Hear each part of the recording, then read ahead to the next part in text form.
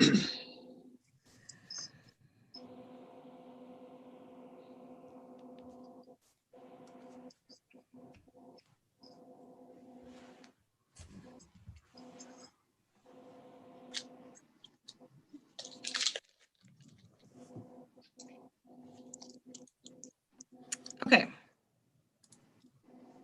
All right, so we are recording and live on YouTube. And it looks like I got one more person joining. All right, so thanks. Sorry for a couple minutes delay getting everything up and running. We do have more attendees tonight, so thanks everybody for being here. And with that said, our chair Steenblock, whenever you are ready, we can get started. I'm just straightening out my mat here. So, okay. All right. I am ready. So we will call to order the March 16th Parks, Trails, and Lakes Commission regular meeting. Do you want to do roll call, Jamie? Yes, Chair Steenblock, Here. Commissioner Miller, Here. Commissioner Ramseth, Here. Commissioner Gary, Here. Commissioner Steenblock, Here. Commissioner Moorhead, Here. and Commissioner Geyer. Here. All right. So then we are looking for an approval for the agenda for tonight's meeting. So moved. Or second? I think we had Tim Gary as the motion and Karen as the second. Any discussion on the agenda? Hearing no discussion, do we want to roll call that one, Jamie, as well? Sure. Chair Steenblock, Aye. Commissioner Miller, Aye. Commissioner Ramseth, Aye. Commissioner Gary, Aye. Commissioner Steenblock, Yes. Commissioner Moorhead, Aye. Commissioner Geyer. Aye. All right. So I do see some additional names here, Jamie. I'm not sure if they're part of the open forum or our discussion later on the athletic field. Do we have anybody that wants to speak as part of the open forum? We have a couple people for future agenda items. If there's anybody that does want to speak during open forum, now would be your opportunity if you want to just signal with your hand or. Melissa, did you want to speak during open forum or are you good for just conversation later? I think they're all muted, the ones I see. I'm okay until we start talking about Fenway. Yep. Okay. So no one for the open forum tonight. All right. I guess we will move on then to 5A, which is the approval of the meeting minutes for January 19th of 2021. I move to approve. Second. So we have a motion from Betty and a second from Tim Gary. Do we have any discussion on those meeting minutes? Hearing no discussion, should we roll call, Jamie? I'll do roll call again. Chair Steenblock, Aye. Commissioner Miller, Aye. Commissioner Ramseth, Aye. Commissioner Gary, Aye. Commissioner Steenblock, Aye. Commissioner Moorhead, Aye. Commissioner Geyer. Aye. All right. Well, moving right along then, we have 5B, which is the Castlewood Golf Course Agreement Renewal. Jamie? All right, Chair and members of the Parks, Trails, and Lakes Commission. I did send over a separate cover earlier today. The updated contract with the Castlewood Golf Course Management Agreement. And just as a reminder, we did look at this with City Council at a joint workshop on February 16th. And during that, we had a good discussion of the overall contract, the positive experience from 2020, and the intent from Council and Parks Commission to move forward with the new contract. There were just a few contractual things that we discussed. So all of those items were addressed in this draft version of the new contract with Foursome Golf Management. This contract term would be effective April 1st of 2021 and expire on December 31st of 2025. We did have in there that the city may, in its sole discretion, elect to offer a one-time extension of this agreement for up to a maximum of 2 additional years. So just wanted to call out some of the as indicated, the changes that were made. You know, I know Terry had a list of kind of administrative or, you know, grammar updates. Those were made, Terry, throughout the contract. Some of the bigger things that there was some confusion or question about the food and beverage sold. So we did add language in here that basically says that the manager shall provide a list of any proposed changes and fees. And then, oh, I'm sorry, I'm reading the wrong one. The manager shall provide food and beverage options for sale at Castlewood Golf Course. So the new language, the manager must provide to the city a list, and any alterations to the menu must be submitted to the city for approval. So I think that should be comfortable for everybody, that if we'll have a list that we know what they're selling, and if there's any changes, that'll be submitted to the city for approval. Other than that, we talked about Commissioner Moorhead had requested that the Parks, Trails, and Lakes Commission review proposed changes and recommend approval to City Council. So that language is updated. There was a couple, Mayor Bain had commented on if there's a future clubhouse that this agreement will be renegotiated in good faith. So that language was added. And we just had some changes with the insurance amount. So I'm just working with the manager to make sure that still is, you know, in alignment with their requirements. So in a nutshell, we've covered all of the contractual changes and seeking a recommended approval to City Council.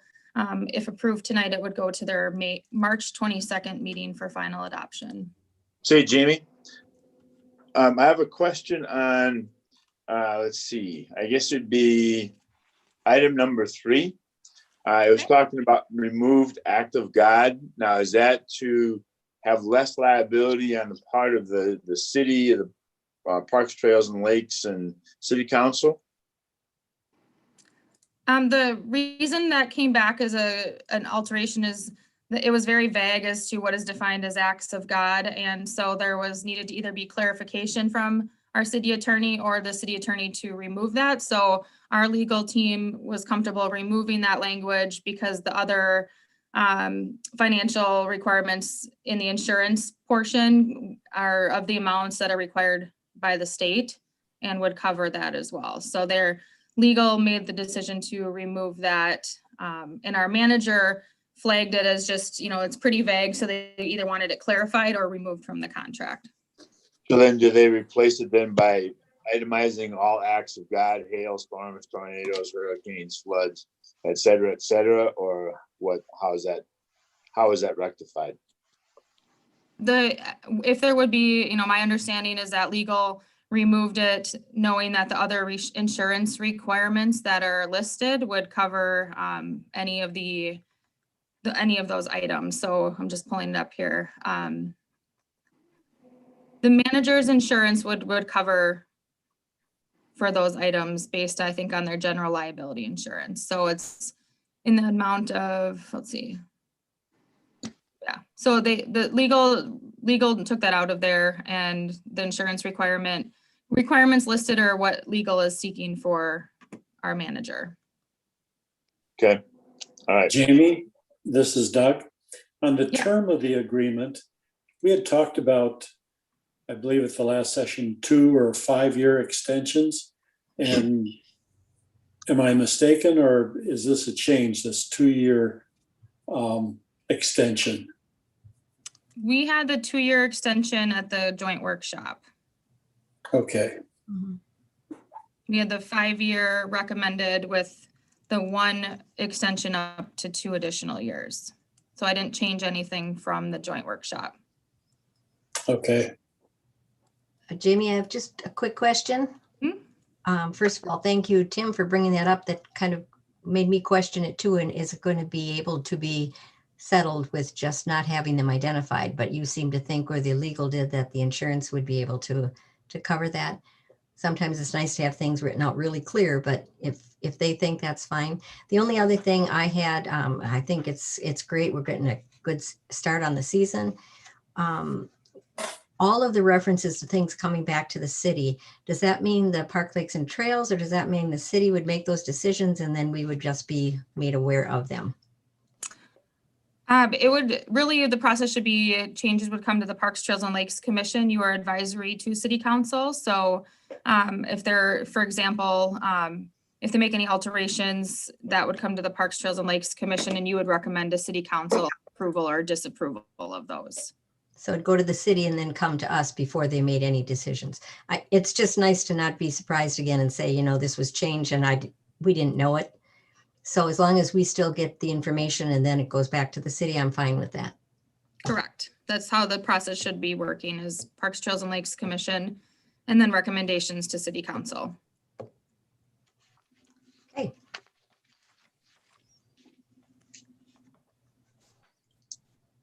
Any other questions or comments?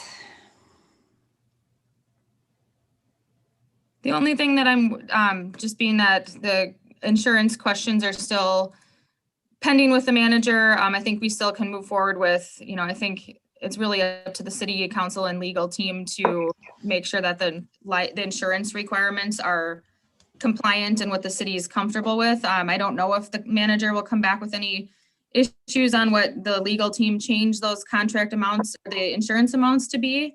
But I think, you know, that in the next day or two, hopefully I'll have some answers on that. But I think that's really just the legal and city council to make that final, you know, whatever the recommendation is from the legal to have for insurance requirements that the manager complies with that.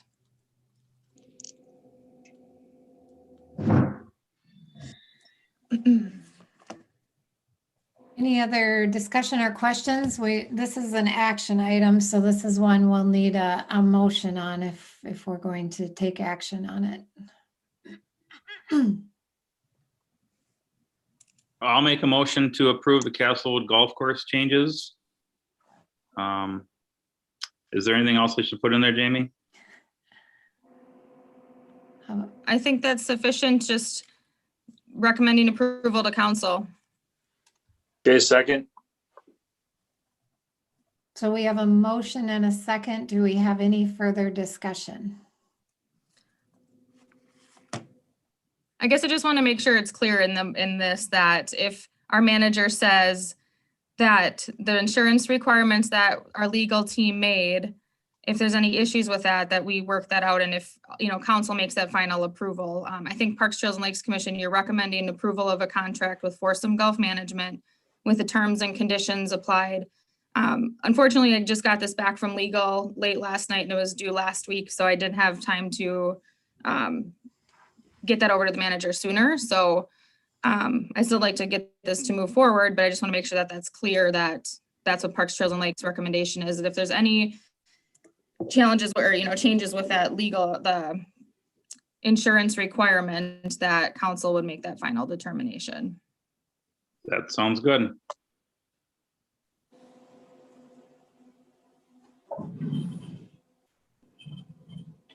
All right, so we have a motion and we have a second. Do we have any further discussion?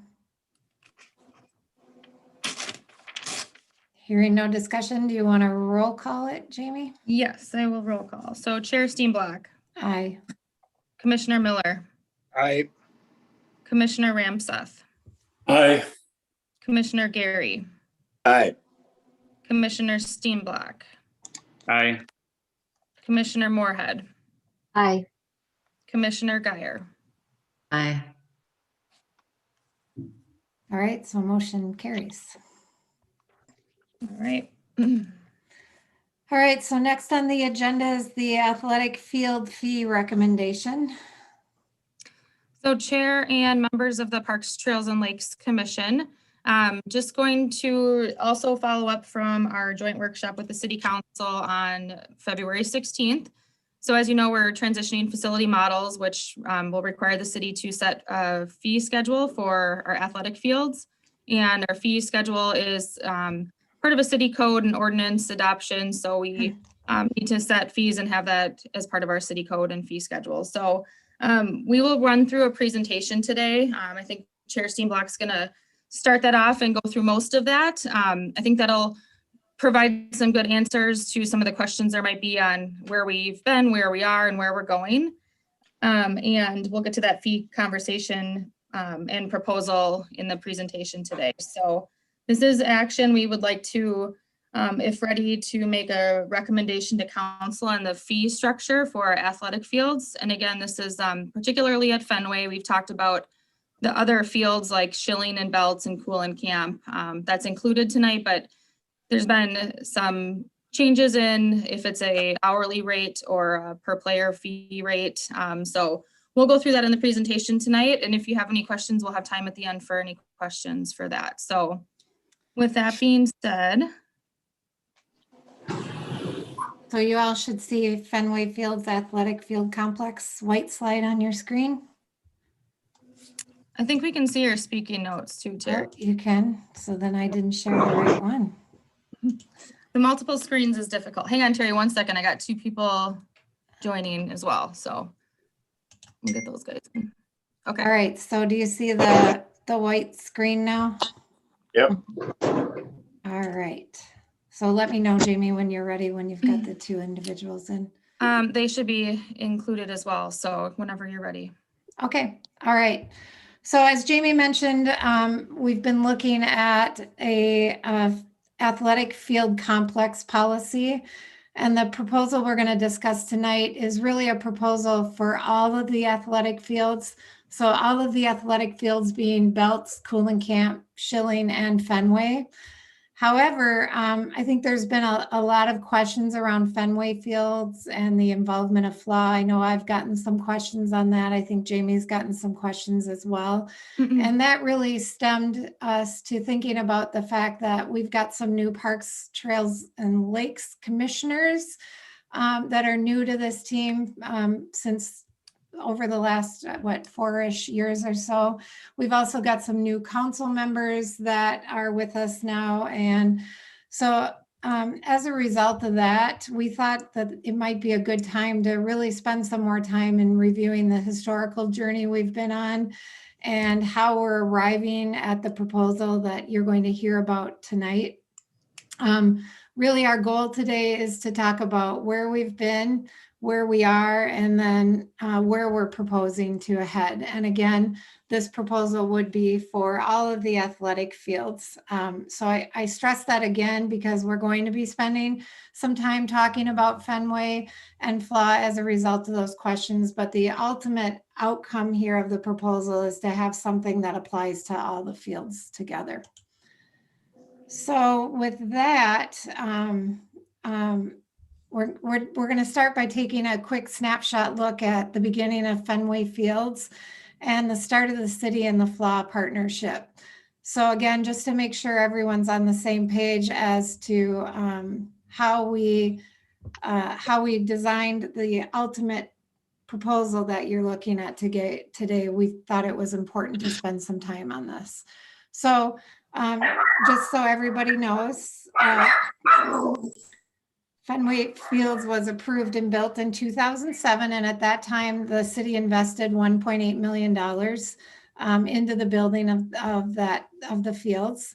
That construction was completed in 2008, and as a result of the construction being completed, one of the things that the city did was they worked to issue an RFP where they were looking for a contract opportunity to have a management partnership with the fields.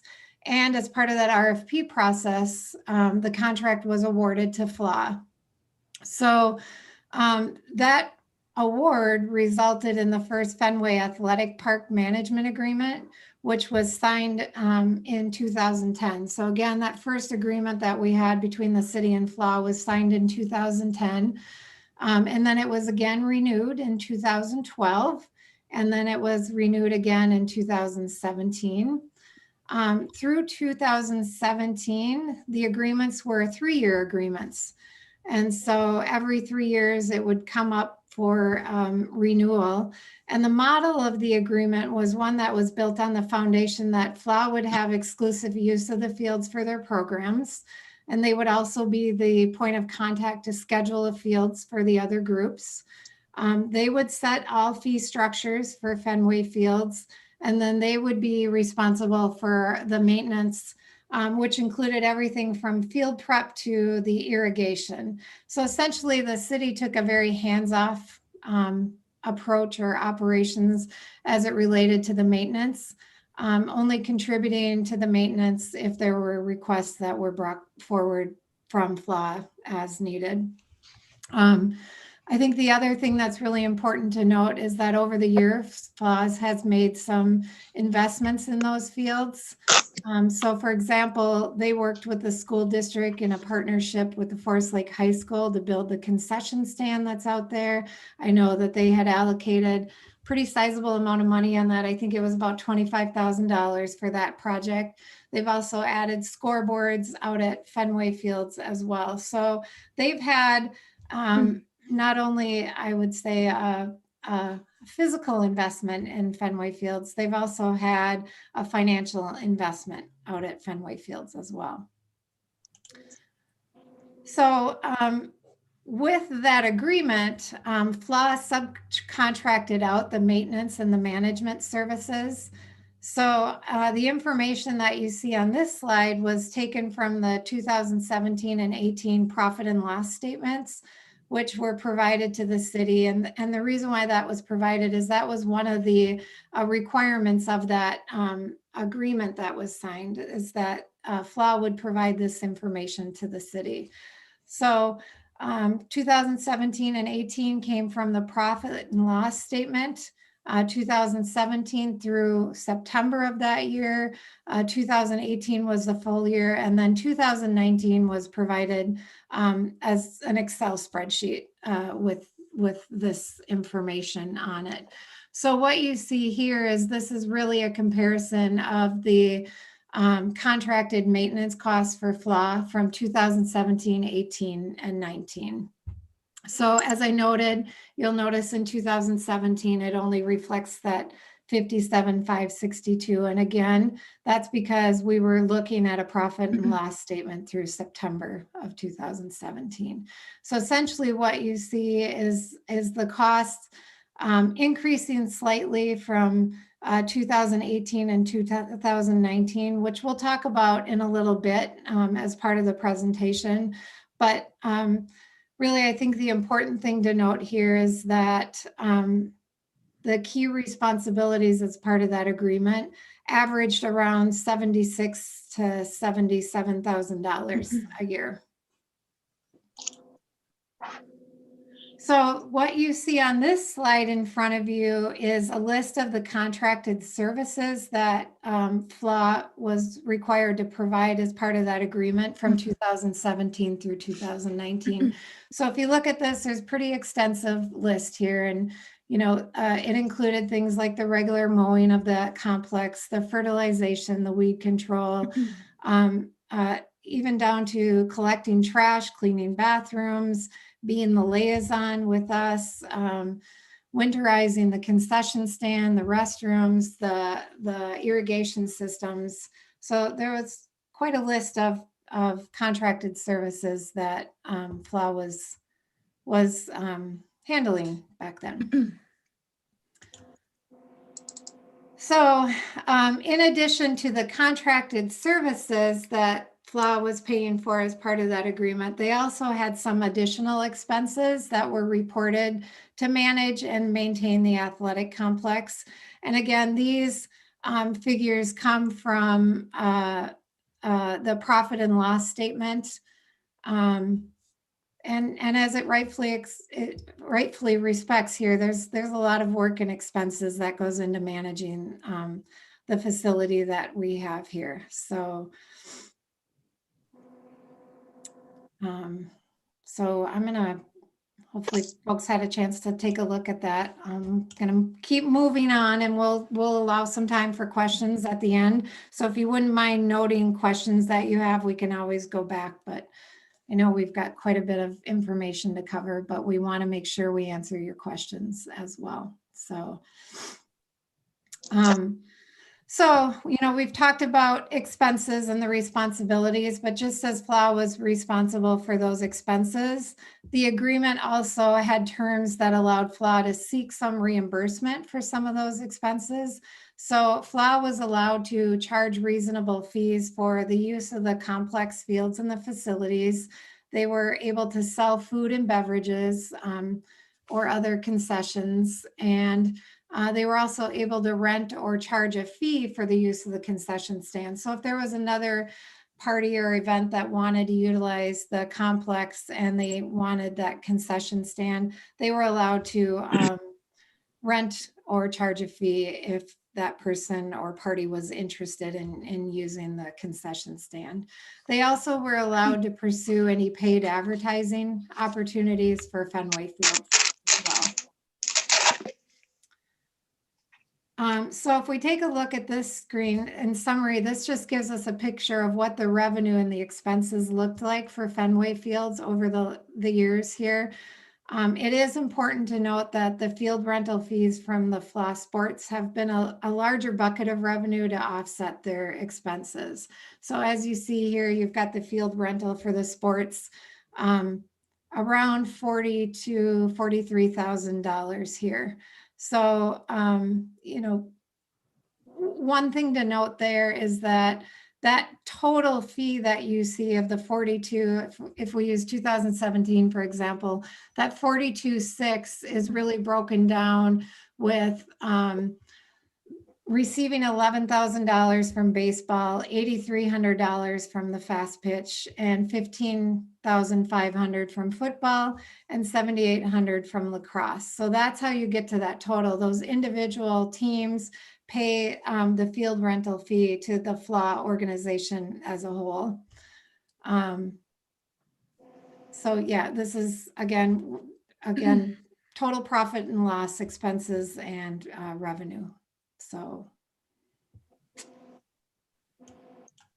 moving along,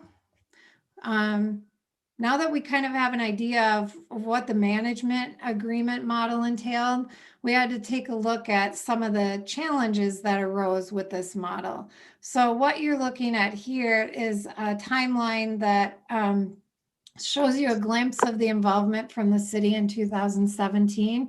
So we'll talk here on this slide about 2017, and then we'll talk about some of the other years after this.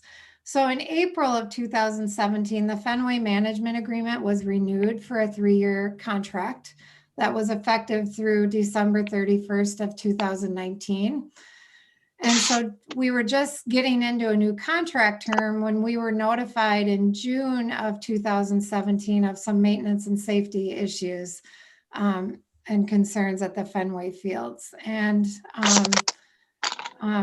some of the concerns that we began to receive, we started hearing from some teams that were reporting some safety issues with the field conditions. We had some other organizations that expressed confusion as to how to reserve and utilize those fields. And then we also had residents that, Jamie, can you mute that line for me, please? Yeah. We also had some residents that had complaints about not being able to utilize the fields. So knowing that we had all that to deal with, we wanted to come up with a strategy as to what we should do to address these things. So we looked at prioritizing the concerns that were brought forward, and we chose to start by investigating the field conditions. And when I say we chose, that was the parks, it was our commission at the time that chose to start with investigating the field condition issues and determining whether or not they were warranted issues, and if so, what needed to be done to address those possible safety issues. So in July of 2017, this commission did a site visit of Fenway Fields, where we were able to verify some of the concerns shared with the conditions of the fields. And then the city also engaged with FLA president at that time, Al Hoagie, by providing written feedback and requests through face-to-face meeting opportunities to discuss the current conditions out at the field and the feedback that we had. So the other thing that happened then in 2017 was that a third-party sports turf manager was hired for their professional analysis of the turf quality at Fenway Fields. So in August, they provided a report of their analysis of the turf quality at Fenway. And then this commission held a special meeting, which included the city administrator and FLA to discuss the issues and review a Fenway Athletic Field maintenance plan that was submitted by FLA. So also occurring during this timeframe of 2017, the city hired Mulgren Aeration to do some immediate restoration to that Field 5 infield and some other turf issues that were out there.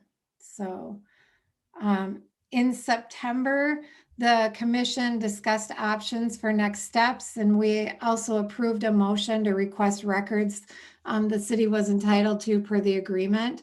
And the reason why that motion was made was to help prepare for an upcoming joint workshop that was on the schedule, which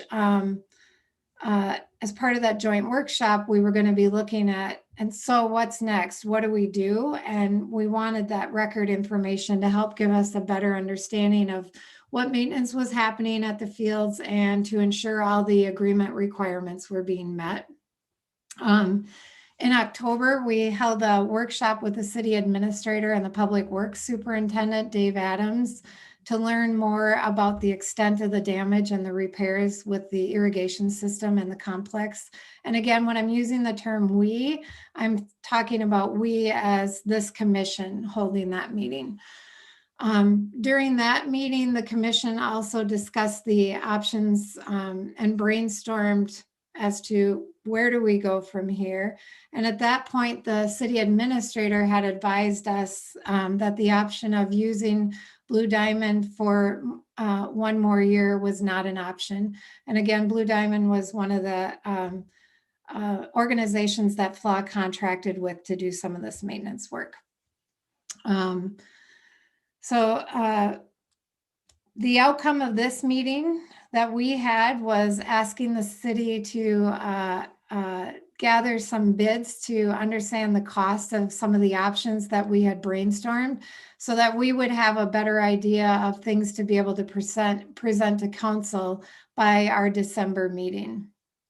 So in November, this commission spent time talking about maintenance options at Fenway Fields in preparation for that joint workshop. And again, the joint workshop was a joint workshop that was being held between City Council, our commission, and the FLA Executive Board. So then December rolled along, and in December, when we held that joint workshop, what we discussed there was going with a contractor to assist with some of the maintenance. And we tried to establish some of the requirements that would fall under this contract as part of the assistance with the maintenance. It was somewhat difficult to establish some of that work just because we didn't have any historical data to use as a baseline. So for example, we had to estimate the number of mows that we thought a contractor would be responsible for completing because we didn't have any records available for us as to the number of mows that actually occurred. So we noted that during that meeting that the numbers we were using were estimates and they may change because we weren't sure what would happen as far as the actual work that needed to be done and what those costs would be. Again, in particular, it was mowing that was of special interest during that particular workshop. So after that meeting, we agreed that the city would solicit bids for maintenance at Fenway Fields, and then the city and FLA would come to agreement on a mutually agreed upon new maintenance provider for Fenway Fields. So that solicitation did happen, bids were submitted, and FLA entered into an agreement with Walker Enterprises for the 2018 season. All right, so what you're looking at here, we just, again, wanted to make sure you were all aware. I mentioned that there was a third party that came in and did an assessment. This screen here just shows you some of the issues that were identified by that third party company as part of the analysis that was done. Again, this was something that our commission took a look at and was able to evaluate and utilize to try to come up with a solution, working together with the city and with FLA on that piece. And then this is just a picture of after, as I mentioned, that Mogern Aeration was hired for some immediate restoration of Field 5 to address some of those safety issues. And the safety issues were addressed, and this is just kind of a reflection of what that is. So one of the things that did happen as part of this, again, I mentioned that we met with Dave Adams and got a better idea of what the issues were out there and what that looked like and what the cost was going to be. So really what you're looking at here is just a recap that the city did do a full analysis of the irrigation system that's out there, and over 50% of the irrigation system was damaged and not functioning properly. So the city staff did repair all the irrigation in September, which was a cost of about $20,000. So, and just noting here that FLA was not the ones responsible for the irrigation. The city actually held a separate contract with Blue Diamond for the irrigation maintenance and repair and winterization of that. So I mentioned a little bit earlier that we as a commission kind of talked about some ideas or some options. Where do we go from here as far as maintenance goes, kind of moving forward? And we had brainstormed a few different options. One of those options was that we continue the agreement with FLA, and FLA allows and allow FLA to continue contracting with Blue Diamond. Another option was that we would continue the agreement with FLA, but utilize that new maintenance provider.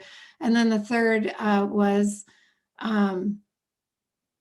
that the city would take over the complete maintenance of that. And that was something that came forward at one of the meetings. So I mentioned this before, that we put out the bid, and Walker Enterprises was selected to maintain the fields. So if I were to summarize 2017 for you, there was a lot of activity that went on. But again, the city and FLA entered into a new 3-year management agreement. We were notified of some issues, and we chose to prioritize, we being this commission, chose to prioritize those maintenance issues as the first set of things to tackle so that we could address some safety concerns. Our commission identified issues. Our commission discussed the identified issues monthly. And then we also felt it was important to bring in a third-party turf expert to also do this analysis along with us. So we reviewed that assessment as well. We hired that company to do some immediate restoration. We fixed the damage done to the irrigation system. We consulted with City Council via several joint meetings. We also had some meetings with FLA as well to reach out about a solution for 2018. And I apologize, I forgot an A at the end of that FLA there. So I'll point that out and apologize. And then we had a new maintenance provider that was hired. So that pretty much summarizes 2017. So what you're looking at on this particular slide is kind of the contract and what it costs as it relates to this. So what we've done on this slide is give you a comparison of what was the required maintenance in the agreement is listed on the left-hand side. And then across the top, what you see is who was responsible for that. So for example, in 2017, FLA and Blue Diamond were responsible. In 2018, it was FLA, Blue Diamond, and Walker Enterprises. And then in 2019, it was FLA, and we know Walker Enterprises. We don't know if there was another provider that FLA contracted with in 2019 or not. So then what you see is that the agreement required fertilization treatments. So you can see in 2017, there was 1, 3, and 3 that were provided there.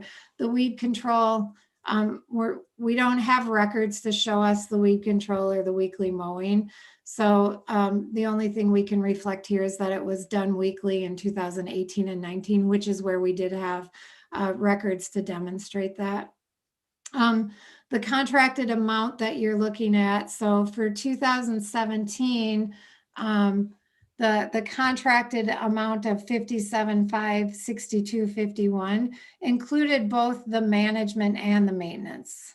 So we don't know the breakdown of the contract from 2017 as to what of that was management of the fields and what of that entailed the maintenance of the fields. So whereas we can point that out a little bit in the other years. The other thing to note here is in 2019, the total amount that was contracted for field services between FLA and Walker Enterprises was $54,150. But the dollar amount paid, which was reported by FLA, was the $48,416. So there's a little bit of a difference there. And we're not sure, what that difference is, but as you can see, the contracted amounts were relatively consistent. It's just a matter of who was doing that work. I should also note that FLA did end up paying a little bit more for those mowings in 2008 because, as we discussed, we didn't know how many mows were done. So we projected that a little under what was actually paid. So they ended up paying a little bit more than what was contracted for. All right, so for calendar year 2018 and 19, really what happened there is that we monitored the field conditions. So Parks, Lakes, and Trails monitored that. Parks, Trails, and Lakes monitored that. The city Public Works monitored that and made sure that the maintenance was executed as agreed upon. We did start to have some discussions about the agreement that would be expiring at the end of 2019. And it was during this time that we also learned of some new scheduling challenges and some other local teams leaving town for home games. And that really prompted us to note that we needed a long-term plan that not only addressed those maintenance issues, but address those other issues that we talked about, which was that accessibility to the fields when they weren't in use and the confusion around how to reserve the fields. So other than that, it's kind of, we got into a groove here with maintenance and things were relatively the same. So again, thinking about the fact that the agreement was coming to an end here, we needed to really take a look at, what are we going to do going forward? What does this look like? But we also had some other changes that happened in 2020 that we wanted to make sure that we pointed out here. So in April, for example, the maintenance contracting transitioned to the city, and the city entered into a contract with Black Rock Properties for the Fenway Field maintenance. And we'll get into what maintenance means here in just a few slides, but it did transition from FLA over to the city, and the city contracted with Black Rock. In June of 2020, the city entered into a one-year contract with FLA.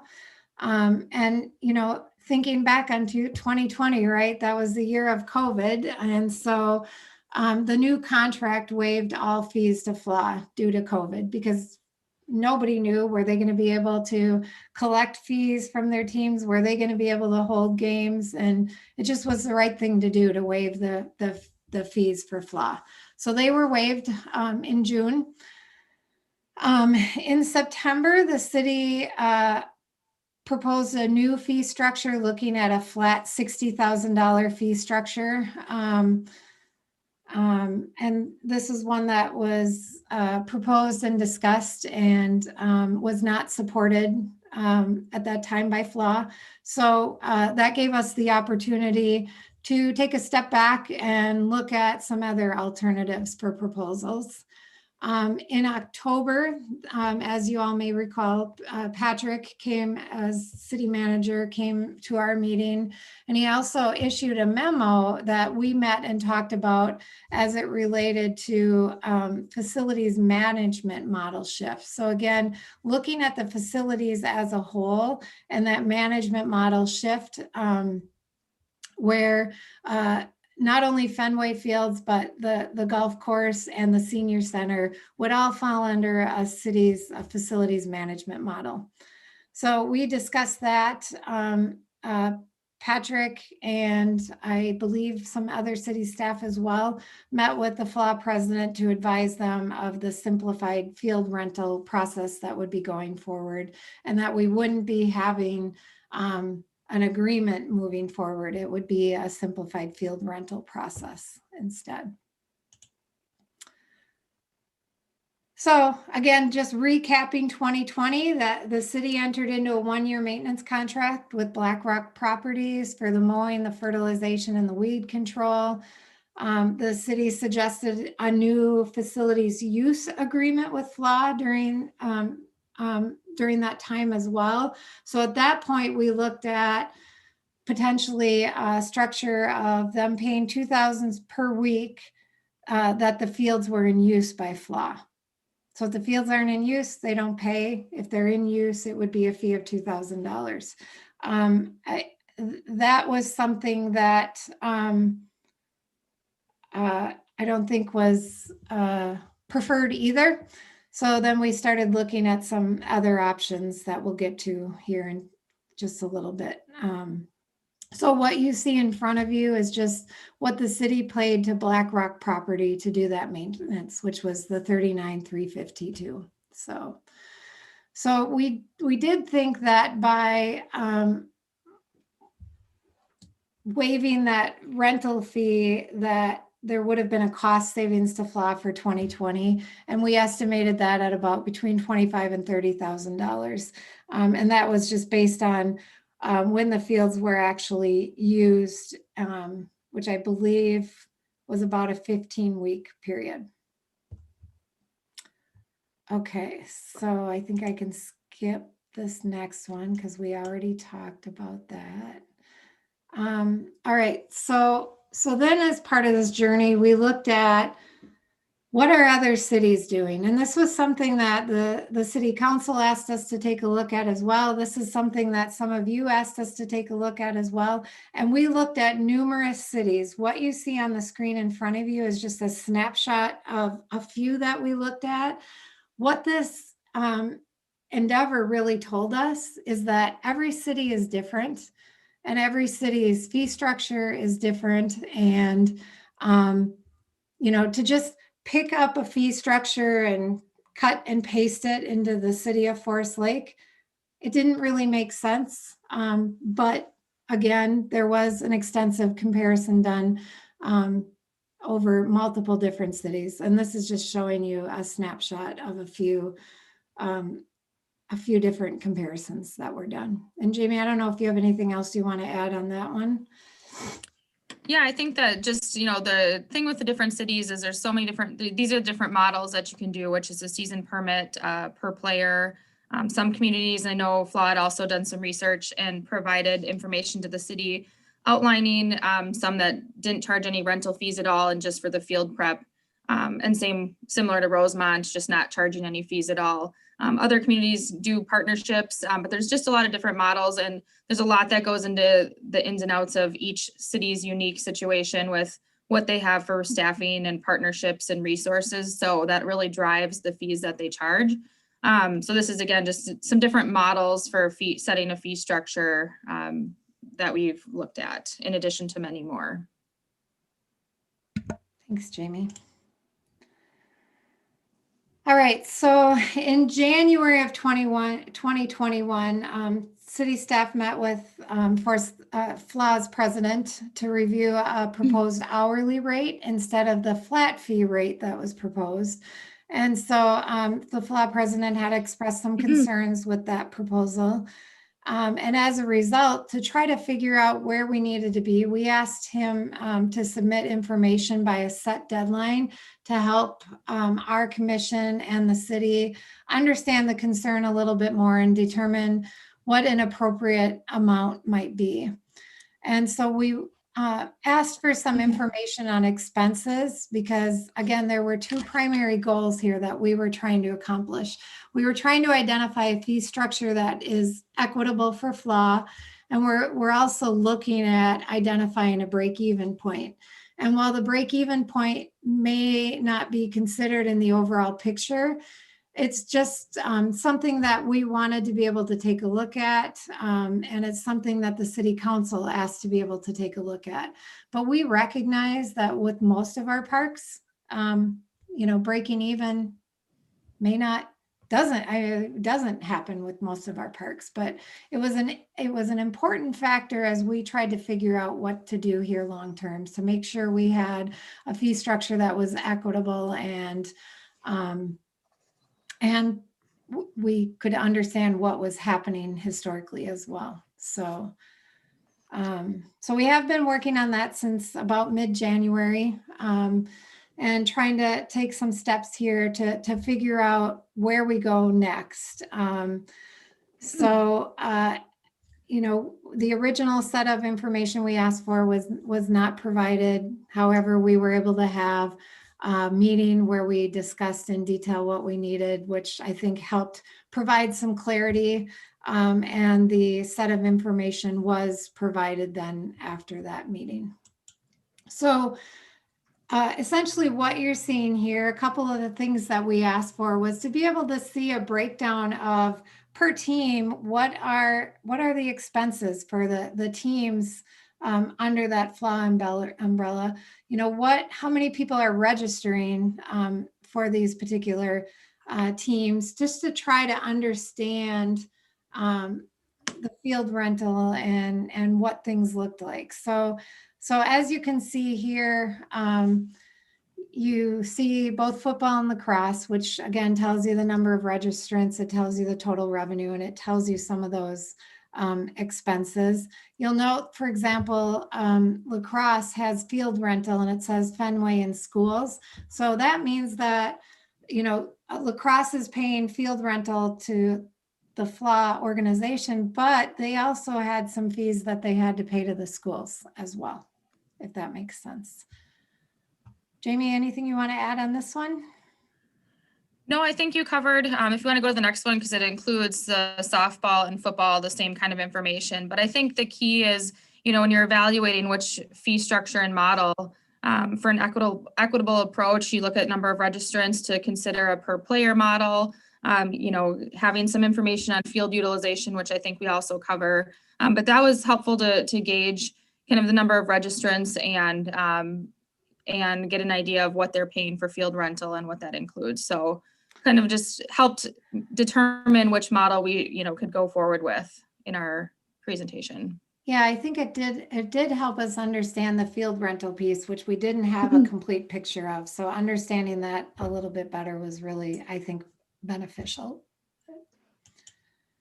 All right, so then on, we had some follow-up information that we received from FLA on March 8th. So that's what you see here. So what we're looking at here is we were trying to attempt to get some information as it pertains to utilization of the fields.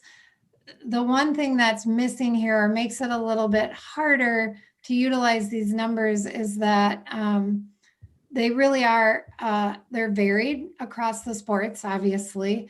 But we don't have the context behind how they're tracked. Are they tracked differently based on a particular sport? So you see a little bit of that in here. And we really weren't clear as to what schedule hours entailed for that. So while it was interesting information, it doesn't give us the full picture. We also can't see, how does the utilization break down based on age or, the types of, is it recreational usage versus traveling usage?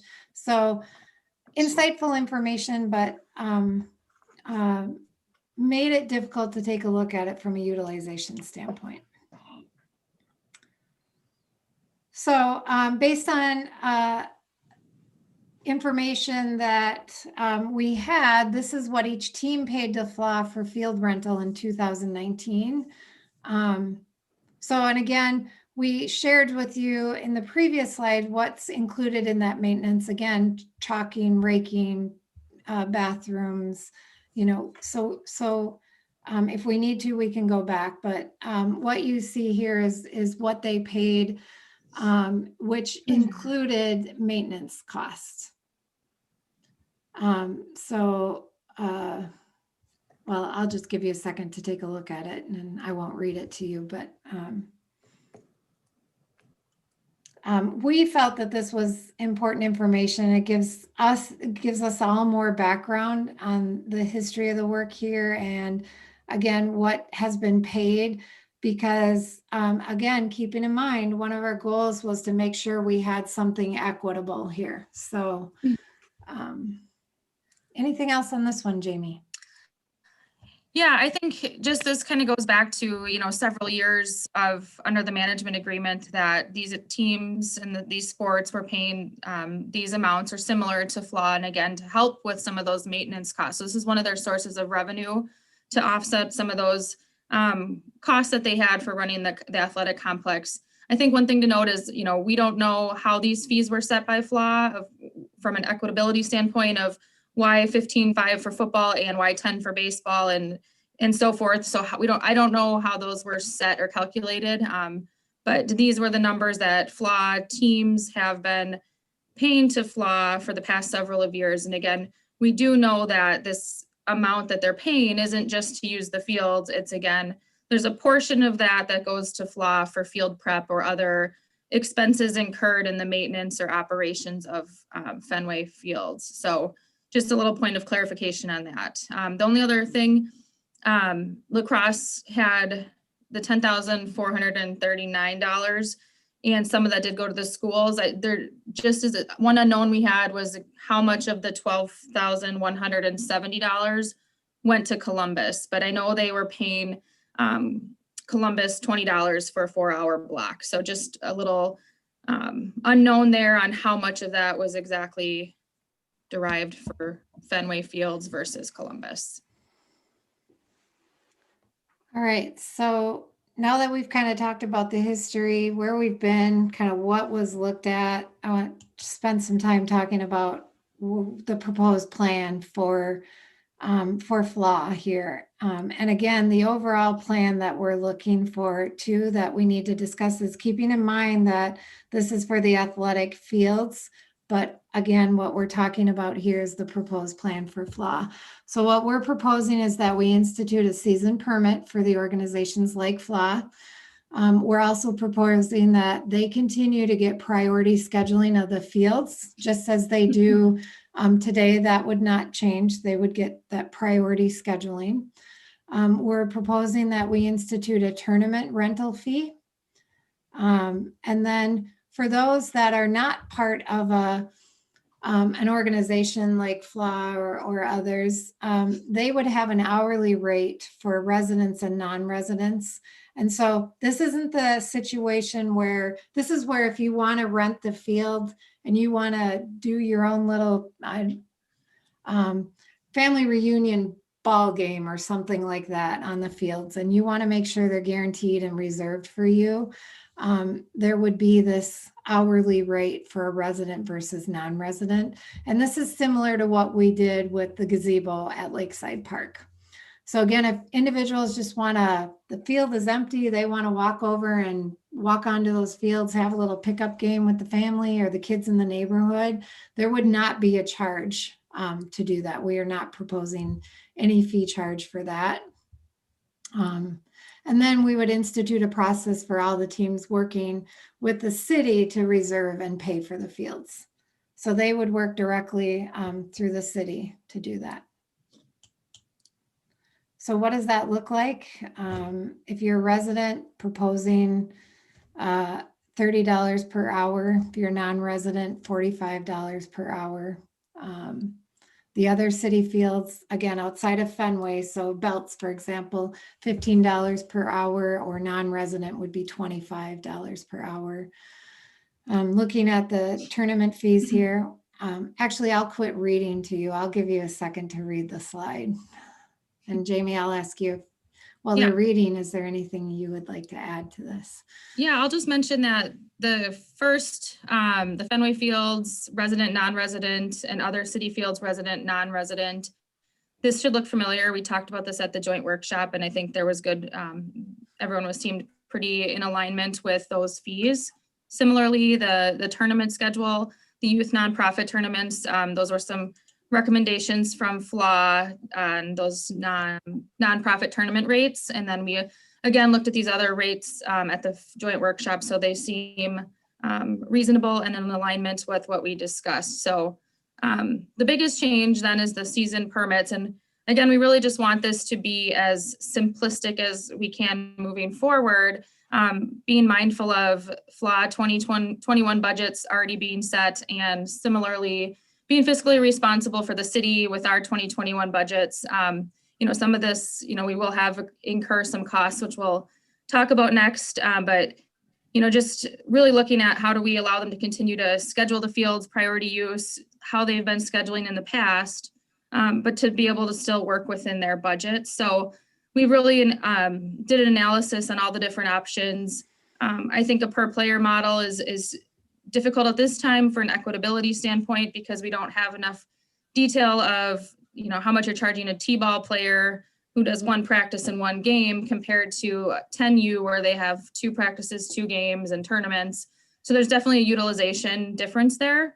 So we really think of season permits at that good happy medium that we're looking for, something that each sport within FLOSH, is comfortable with the budgeted amounts they've paid in the past. And then this also gives them some room in their budget for the FLA expenses they'll still have, whether it's field prep or other items out at Fenway. So these numbers were calculated off of the previous amounts you saw that were being paid to FLA, and this is 75% of that. So it gives some budget to, again, cover field prep and other costs with FLA organization.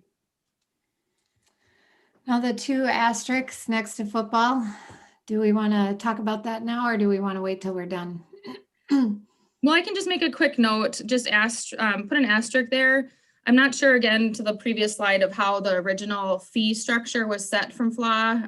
And I know it looked like over the past several of years, football paid the $15,500 to FLA. Just from the data we've collected and what information we've been able to gather, it just seemed a little bit, if it's an outlier, if it's higher, if there's any justification to reduce that, I think that is a good discussion, or maybe it's just if there's any more information. But we just did the 75% of all the fees that were previously paid to FLA. But that is why I'm noted that. It just seems higher than other groups, and so I just wanted to make a note that open to discuss if needed, if we need to look at that one. I know that football has a lot more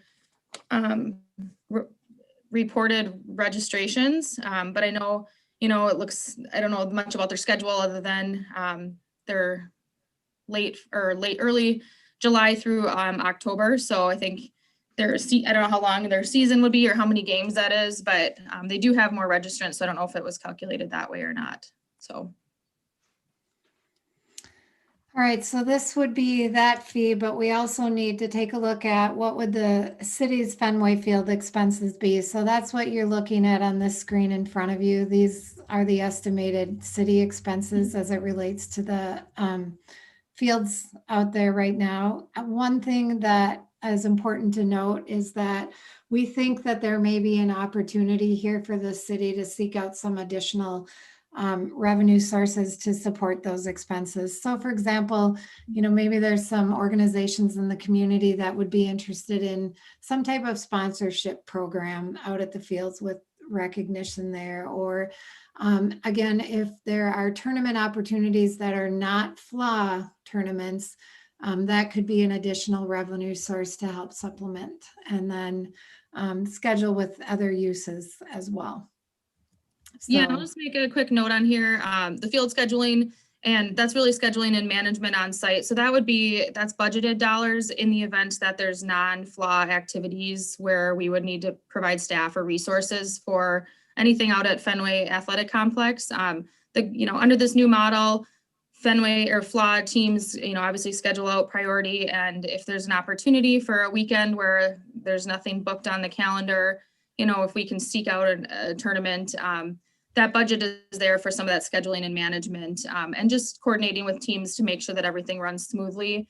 We will have some cost for that, but really that's just a budgeted amount. And I'm not saying that we're going to necessarily need it all. It's just in there as a budget item in the event that we have some of those costs incurred out at Fenway, like the list we had provided earlier. And I think we'll share that again here shortly. So just wanted to clarify, it's not just field scheduling, it's some of that management. If there's a non-FLA, like if a family rents the complex out and the city needs to have someone for bathrooms or whatnot. So just wanted to call that out. And lastly, I think, portable restrooms, so porta potties and dumpsters.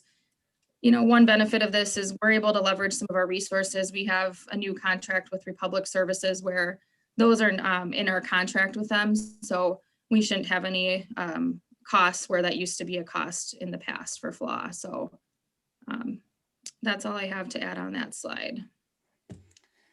So again, what we're trying to do is allow the teams some wiggle room for the maintenance costs that they may have in addition to the field rental fee. So the other thing we did was try to take a look at how could we help them in that area as well. So we looked at the maintenance agreements that were originally there, and then looking with the goal of looking to reduce the burden and the responsibility on FLA through those maintenance agreements. So hopefully maybe by reducing the burden of responsibility, it would potentially lower the annual expenses of those contracted services that the teams pay to FLA.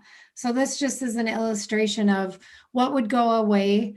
I would make the disclaimer that, the disposal of trash and the cleaning of the bathrooms, there might be an opportunity there to leverage some of the staff resources, such as the park rangers when they're out and about, but we don't want to commit to that right now and have there be an issue there. So we've left them on this list with the goal of hopefully being able to reduce FLA's responsibility of having to collect trash, empty the trash bins, and maintaining the bathrooms.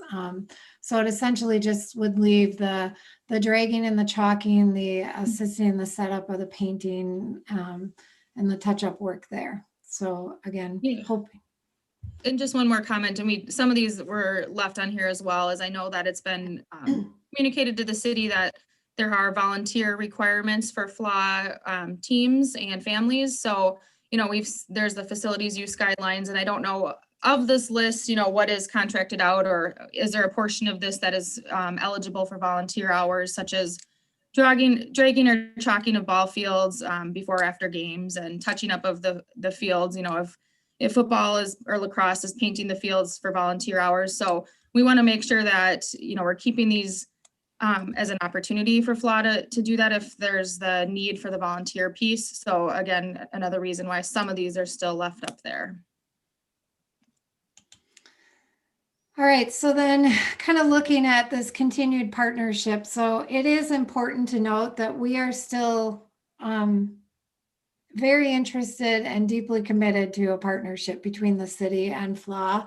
And so we would convert to this athletic facility committee instead of the Fenway Athletic Advisory Committee. And by making that conversion, we can take a look at the fields that all of them are using and look at some strategies for short and long-term improvements and expansion there.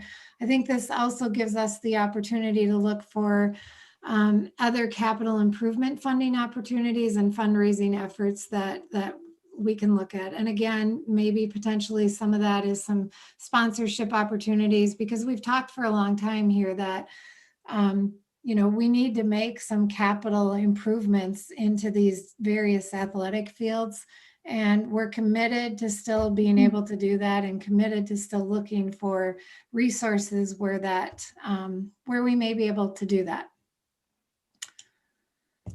And then just kind of talking a little bit about the benefits here from the standpoint of, this addresses many of the things that have been confusing for lots of different people. And so it provides a clear designation of who's responsible for the maintenance and the upkeep, knowledge of which organizations are using the fields, the dates and the times that the fields are being used so that they can potentially be open or utilized by others. And when, helping the public know when they can use these fields and when they're reserved or not reserved, provides a revenue stream that can be identified and dedicated to the field maintenance and improvements. It allows for an increased use by organizations within the city limits so that they're not having to leave the city limits to be able to utilize the facilities.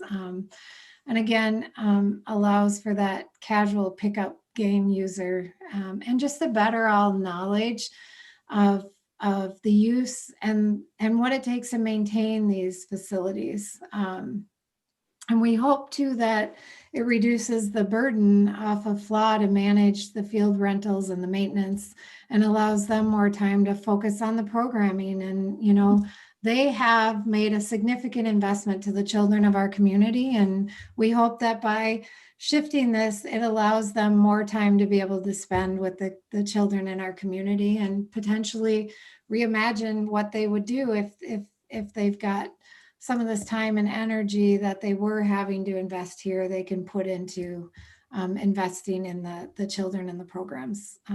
So yeah, with that, I think we'll just touch on next steps and we'll open it up for questions. So, if we decide to go this route, we would need to make a recommendation to the city council to adopt the fee structure. Once city council has the opportunity to discuss that, targeting their March 22nd meeting, we do have to make this public. So it would be posted by April 1st. And this again allows for the city council consideration and final adoption on April 12th. And then once that's approved and adopted, the FLA teams will be contacted and regarding the scheduling of the fields for the 2021 season. So hopefully, if we take action tonight and move it to council, we could potentially be wrapped up by April 12th.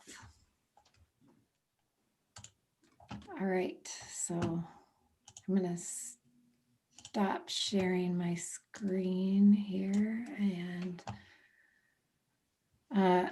open it up to the commission. Questions, comments? Commissioner Steenblock. Yes. I think I've held my breath longer during this presentation than I have in my entire life, but I hope the answer is yes. I hope this comes a lot of information to us, an hour almost of reading and trying to keep up. It leaves out a lot of the previous history, which of course we can't do. Please tell me that this was given as, not to us, but at least it was shared with FLA management before it came to us in this format, because I can't believe this format is conducive to a good communication with the partnership that we're saying we really truly want. So have we shared this with anybody in the FLA organization? So the presentation that we gave you tonight has not been shared. It was just finished. The some of the fee structures and other information, we have been going back and forth to gather information and to get the details. And so well, I apologize for, being kind of upset about this, because I don't know how many times we don't know, I didn't know, we didn't have, I didn't see. This is probably why FLA did such a good job all those years when nobody was really trying to micromanage them. They know how to schedule, they know how to plan, they know how to, there's a little blip in the screen there where there was a little problem. And again, my question, I'm not going to try to take up because I have a whole page of things and I'm going to listen in a minute. But in June, when there were some safety issues, did anyone sit down with the city and the FLA organization say, hey, what is this? Or did we jump on, there must be a problem and hire a third party person to go out and assess the situation? And who was the third party? I also want to know that. So yes, we did have meetings and sent emails and had face-to-face meetings regarding the issues. There were some concerns. We wanted to make sure that, as you've pointed out, there was one individual on our commission at that time that had some turf expertise, and we were concerned about relying on that one individual to be able to make some of those determinations. And so that's why the third party expert was hired to come in and do that. And yes, there were meetings with FLA to discuss those issues. That's where that original maintenance plan came from. It was FLA bringing back a copy of a maintenance plan as to what we were going to do. And that's where we ended up with the plan for 2018. Well, I'll stop and I'll have more to add maybe later, but I'm anxious to hear what everybody else has to think of this.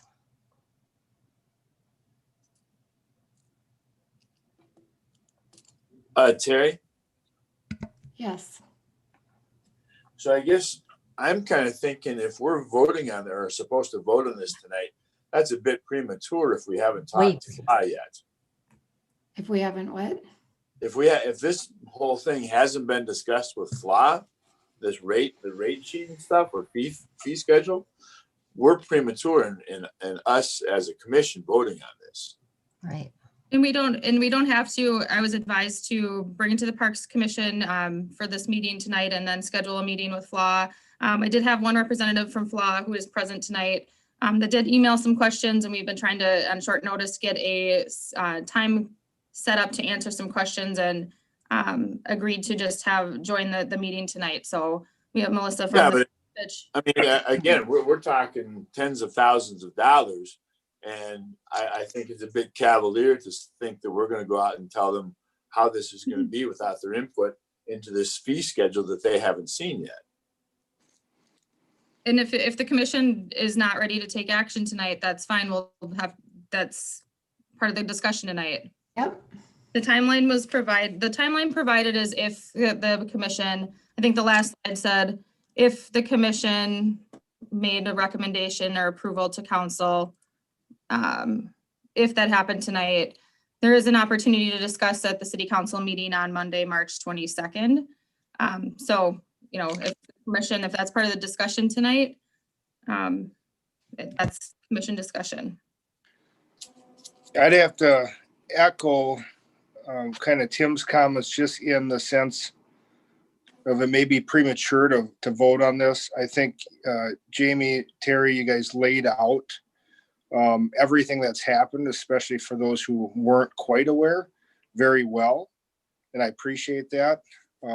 It is a lot of information, though, that even as I've been somewhat involved throughout the process here, that I would like some more time to take into consideration the presentation. So if I could also have asked that you provide a electronic copy of that to us, that'd be great.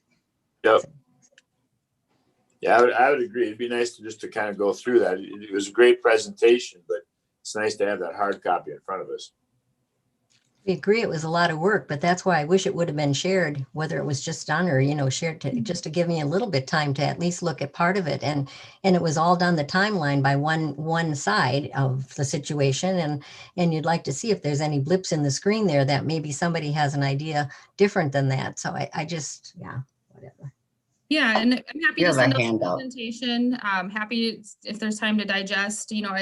There's a lot of information and part of the model, and not just for Fenway Fields, but for the golf course and our senior center with this management model. We went through it last year with the golf course, trying to understand operations of actual rounds of golf, and we learned a lot from that. Of the actual reported in 2017 were much different than what we were collecting in 2020. So it was just that information gathering. It is a lot of information.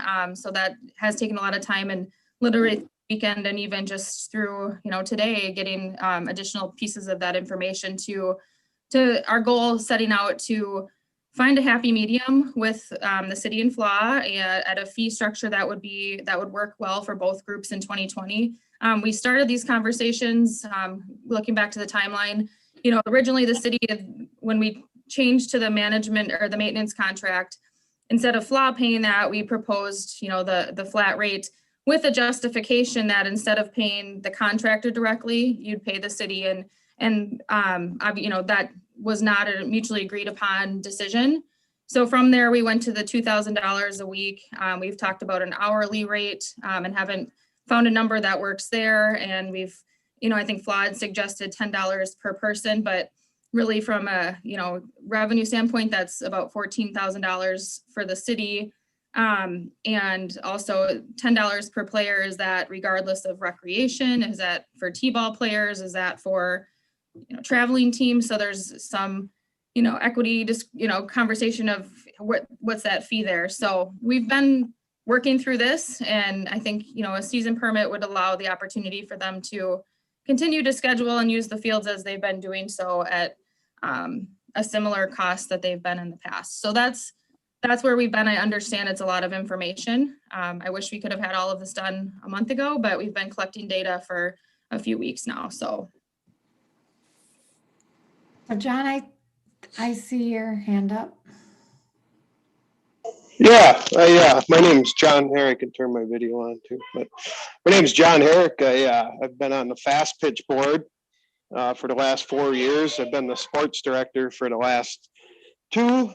And now I'm currently a member at large, but being a sports director, that puts me on the FLA board as well. I know there's some misconception there because, Al Hauge, who is the president of FLA, and Paul Kozak, who is on the FLA board, they represent FLA in these discussions. Fast Pitch is attending this meeting tonight just to see what's going on and gather the facts. So from the way I understand it here tonight is Al Hauge and Paul were never notified or given an email link to this Zoom meeting. The only reason Paul's on here tonight is because I shared that link with him. So they weren't notified of this meeting tonight. they knew that there was the Parks, Trails, and Lakes Commission meeting. I didn't send out Zoom links because no one submitted an open forum request, and everyone from FLA is welcome. So we're live streamed on YouTube, and our meetings are always the third Tuesday of the month. So yeah, but you sent us the link. That you didn't send them the link, I guess is my point on that. I only sent the link to Melissa because she had requested to attend. So that was my point of communication. Jamie, just an aside, when I was asked about anybody coming from it, I honestly didn't know. So if I didn't know that they were allowed to come without being invited, how in the world would they know? So again, it goes back to that communication that is so important. And I just appreciate him mentioning that some were, in and some were out. We have to stop that. We have to make sure everybody's on the same page. I just have to say that during the Fenway advisory meeting, we did say that our goal was to bring it to this meeting. And we talked about the date and the time of that meeting with the Fenway advisory attendees so that they would know when that meeting was. But did you invite them then at that time? Yes. You told them we'd like to have you come on and be part of it? Yes. And Tim is shaking his head. Yes. I don't know if Tim, you want to say something, but you're on mute, Tim. Tim, you're on mute. Hold on. Yes, I just want to reiterate, we did talk about the fact that we're going to try to get this on the meeting tonight. These meetings are regularly scheduled public meetings. I know it's a little different than when we were in person in the council chambers, but these meetings are always public and anyone's welcome. Didn't know that. Yeah, the agendas are posted. There's an open forum section that does allow for public comment. There's a link on the agenda to email for public comment, and we're live streaming on YouTube that is available for the public. It is a different situation being Zoom, but it is public notice 3 days prior. So I guess my point was we're kind of in a contract situation. We're dealing with them. So it's outside of it's open to all the public. Never mind. Is there any other commission comments, or if it's, if not, we can have a motion to entertain a motion if there's any other comments, questions, any other information that you might need as it relates to the proposal of the season permit. Are there any other questions or comments? Betty, I see your hand up. I guess I just would like to understand how FLA is feeling about this. Is it a win-win? Are we talking about a win-win here? Is it just some concern over change?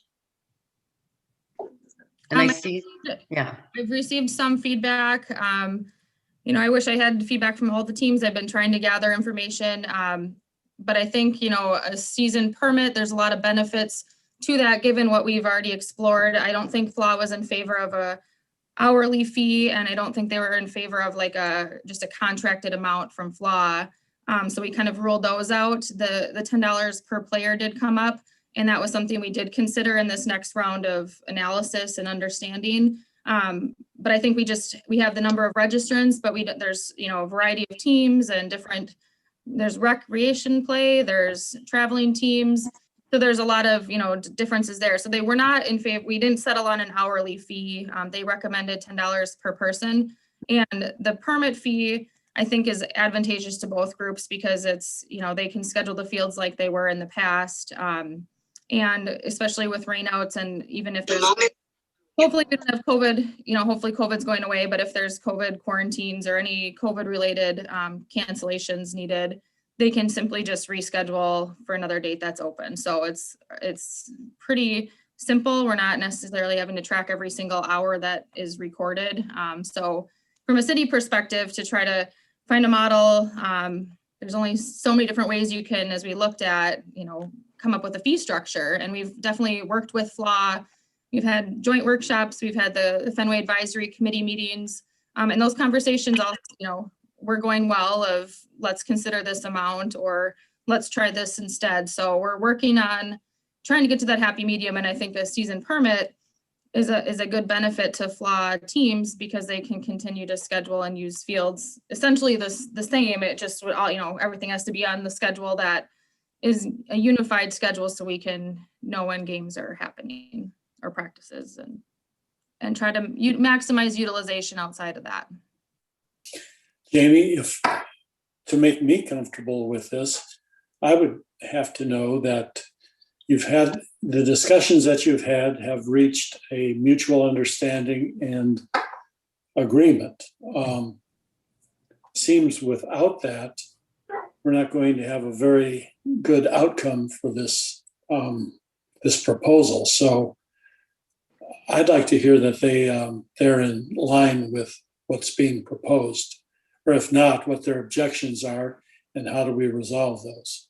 So Doug, can I clarify one thing when you talk about an agreement? Are you looking for an agreement on the concept of a per player versus the permit, or are you looking for an agreement on the dollar amount? What are you looking at? Well, I think that if the permit is the way we would like to go, I'd like to hear that it's also the way FLA would like to go. That's an accommodation or an agreement that the two can settle on, that is something that is workable with them as well as with us. To have the discussions with them and then we go off and create what we think is the best. I don't know. I'd like to hear what reaction that FLA has to this. I'd like to hear that as well, Doug.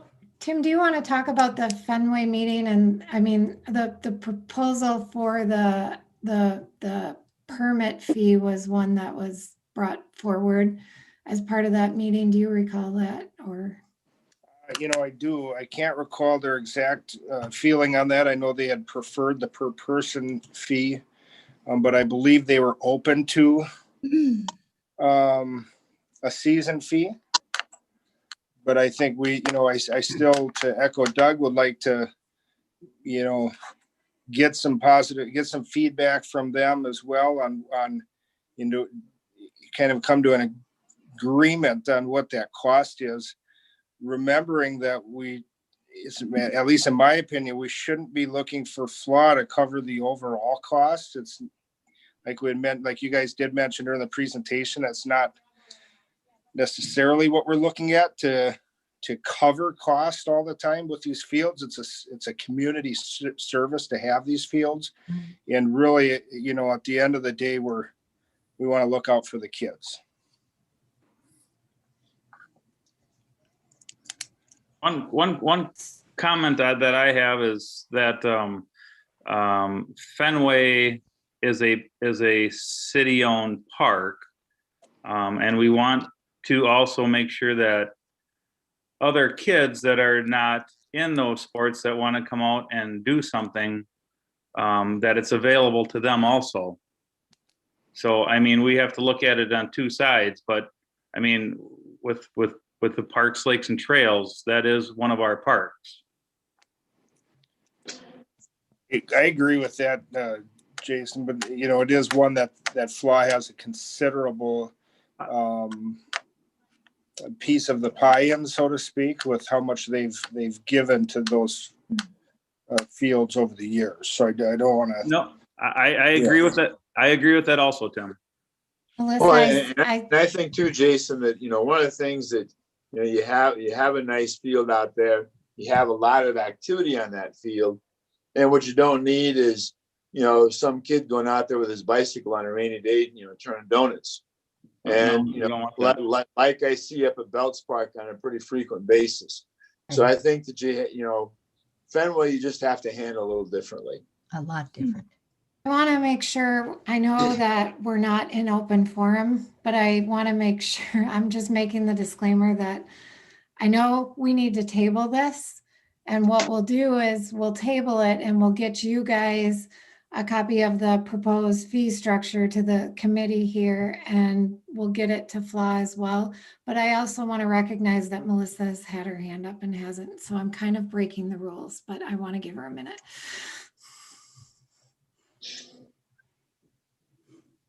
Oh, I think is she. All right, can you hear me? Yep. Yep. Okay, I just want to mention, I know in your fees, you mentioned throughout that whole slide, I've been watching it. We're forgetting about the field prep fees for the games. And so that's another cost to our program as well. So that portion is not being talked about on this end of it as well. And that's going to be another progressive cost for us to have pay for those fees that have people coming in, prepping for each game that we have up at those fields. Also, what Tim said about kids going in and making donuts on the property. I mean, who's going to pay for the damage that's done out to those fields when we are allowing access to all the kids that are in the community there? We've got some buildings on that property as well that we've put money into, and a gator, and we haven't heard anything about how that's going to be divided as well. So I just have several issues that I want to make aware to everyone that haven't been touched on as well. And I would like some answers as to that as well moving forward. Yeah, I think we can put those on the list. I know I know we've discussed the property in the past, and we can pull that out and look at where that was at. And if we need to make changes to that, we can do that, and we can look at, absolutely. So if I'm hearing correctly, maybe a next step, again, we need to decide if we're going to do a special meeting or if we're going to follow our regular meeting schedule, because we're delaying, which I'm totally fine with. And again, we've been gathering information even up to this weekend. So I apologize that it's very late, but I will also say thank you to Jamie for gathering and trying to pull it together. So what we'll do is we'll table this, and we'll give you guys the proposed, and you tell me if this is not an accurate recap. We're going to table it. We're going to give the commission the proposed permit fee amount for each one of the teams. We're going to visit with FLA and ask them how they feel about the permit fee? And I guess for clarification, do you want us to ask the individual teams, or do you want us to ask FLA president on that piece, just for clarification? And then what else is it that you need? I think that's a good start. I agree, there was a lot of work done on that. It was a very intensive job that you did. Nobody can say that it wasn't. Took a lot of time for you to gather that. But again, it was all gathered by one segment of the population on this subject. And I would like them to see that as well, so that if there's anything that can be corrected in order to have a good partnership, you want truth and transparency. So from my point, I wouldn't be able to even think about voting on it today. I would like it to see it tabled. I would like to see the whole presentation that we received tonight given to FLA. And then if it takes a special meeting to keep this on track, I'm for giving more time to it. But I want it to be like the Castlewood, that there's a lot of problems trying to do it from the top. And the time you start talking to people, look at how, I think we got a good arrangement for everybody. And that's what I'd like to see with this, that everybody can walk away going, you know what, we were all listened to, we weren't putting words in anybody's mouth, and we're going to continue to do the great job without any of the help up until how many years ago to take care of the kids in this city. And it's not a city park that people can just go up and play on. It's an athletic facility. And if we don't keep it as such, we're not going to have teams and tournaments that want to come in. So yeah, I agree with Jason that it's a city-owned park, but it's an athletic park. And I think it has to be treated quite differently. Okay, so Karen, to summarize, you are looking for a copy of the PowerPoint presentation. Correct. You're looking for a copy of the proposed permit fee structure. And then we can provide it to FLA as well, both of those items, and get feedback from them on both of those items and bring it back. Is that a That would recap? be that's how I would feel. I don't know Okay. the rest, but All right, Yep. and Betty, I see your hand up. Thanks. I just want to, I guess, get my baseline correct. So our big question here is, or I should back up. So some time ago, the city has decided that the hands-off approach for the things that we own has not been, we'd like to move that in-house so that at least we have, so as we did with the golf course, had issues, and then we had no data, as we have with the senior center. So a new model was agreed to. Is that correct? And that's not what our question is here. Our question is, how do we move forward with the athletic fields? Is that true, or are we still back to answering the original question? I think you're correct. That we Okay. it is a facilities model change with our golf course, our Yeah. senior center. We're currently bringing that under the city as well, and the facilities for athletic. Okay. So it's, that was communicated and understood that we're going that direction end of 2020. So where we're at now has been working through collecting some data that we were to understand a fair and equitable fee that works for FLA teams and organization and for the city. And so we're really trying to figure out that fee structure. And, the recommendation with the season permit, again, we've taken into the consideration the conversations with FLA. We've been involved in that process. And, I think that this amount due from FLA teams, I know, Melissa, I'd love to have a little more information on your field prep costs so we can continue to factor that in even more accurately. But part of the recommendation was to reduce your costs to the city. So you do have some budget for that field prep, but there just are some unknowns of what that field prep cost really is at Fenway Fields per sport or whatnot. So happy to have additional conversations. And I did want to say I apologize for any confusion on our meeting. We've communicated our timeline of March 16th is our next regular meeting. So I thought that was out there and available. All our meetings are streamed live. I typically don't send out meeting links to individual parties unless they're requested to be in attendance for the agenda. So I apologize for that if there's any confusion. Moving forward, I'll make sure you communicate that a little bit better if you want to attend the meeting in our format. So. Are we interested in any timelines? Because again, our goal here is to set a fee structure so that the fields can be used. So are we interested in any timelines for? So if we get to the point where I'm trying to play this out in my mind, right? So let's say that we end up with another Fenway advisory meeting because we share the fee structure and one side feels one way and the other side feels the other way. So then we have another Fenway meeting to try to figure that out.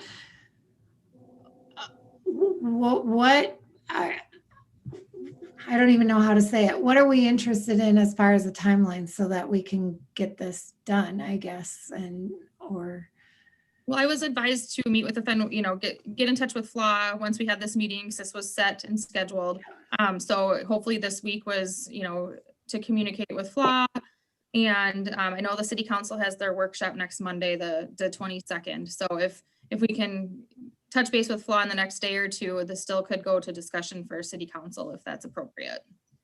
So I think we could try to stick with that timeline. I think council may want to discuss this again or have a look at it before they're approving it in April. So we're bringing it to council before we bring it back to this group? I thought that we just talked about, so if the fees remain the same or they change, it has to come back to this group. So I guess our goal then would be to meet with FLA this week as you had originally intended. And then we'll kind of play the rest by ear. Well, Terry, couldn't you maybe, I don't know, if you can schedule like a special meeting like next Tuesday, the 23rd? That way it gives you a chance to meet with FLA this week. You can get some input from city council on Monday. And then by that time, by next Tuesday, the 23rd, you've heard from FLA, you've heard from the city council, and you come back to the Parks, Trails, and Lakes, and then we can maybe talk and possibly vote on it then. I think it just depends upon the feedback and if we have to gather more or if we're at an impasse. As far as the timeline that, maybe schedule a meeting for next Tuesday, the 23rd. So the goal could potentially be to schedule it that day, depending upon the feedback or if we have to gather additional information or hold a separate additional Fenway. Correct. Meeting. Correct. Okay. Yep. Okay. Probably no time for a joint meeting between the commission and FLA. I mean, we're all hearing each other on the same page. Either that or the advisory meeting. Is anyone open to go to that from the commission? Because I think I feel disconnect. And to me, and pardon me if it's a little late, but a joint commission meeting would have been maybe more favorable so we can get everyone on the same page. Is there time for that or not? Otherwise, I agree with I think Tim we that- can make time for whatever's needed. I think that we can make time for that if we need to. Jamie, just to clarify, Monday's meeting is not a workshop. We had workshop this week. Right. It's a regular meeting. Yeah, but we do have a discussion section of the agenda. So we could potentially, if there was any further council feedback that was needed, we could potentially add it to that section of the agenda. Yeah, I apologize if I spoke wrong. I did have in our notes the regular meeting on Monday, the 22nd, as a discussion item, if needed from council. All right, so to recap, we'll get some feedback this week from FLA on the dollar amounts. I think if we can also then get a better understanding of, I thought we knew the maintenance costs and including the raking and the chalking, and I thought that was already provided to us, but if we can get a breakdown then of the maintenance costs for each of the teams to better understand, I guess I didn't clearly understand that because I thought the fee structure we had was taking into account that maintenance during games. And so if we can get that breakdown to try to figure out what that is so that whatever fee we give is equitable. I think that's why we were originally looking at, we weren't sure. So again, what I would be looking for there is just the maintenance costs of that. So what is it? on game days, what does it cost for chalking and that slide that had the strikeouts, what would be left there? What does it cost for those things? That would be really helpful. So then we would have the actual cost to be able to look at, and then with the permit fee, the permit fee, I guess, maybe it would help too to have it all in one slide. What each team pays to FLA for the field rental, and then field rental for the team plus, not with maintenance, just the field rental plus the maintenance, and then what's included in that maintenance to make sure we understand that. Because I thought that we were, I said that in my one slide, right? I thought we were reducing some of the maintenance burden on the team. So if we can get that, that would help clarify that for us. And then we'll just move it. We'll table this one, and then we'll move on to the next agenda item. Just need a We've got it. motion. So I make a motion to table this until after you meet with FLA to get FLA's feedback on the permit fees, and we get the additional information, and we'll regroup based on when we have that information and feedback. I'll second. Can I ask one question quick, please? It's actually not an open forum, so we'll have Jamie touch base with you afterwards and get that information so we can table it and move on to the next agenda Perfect. item. Can you put it in chat?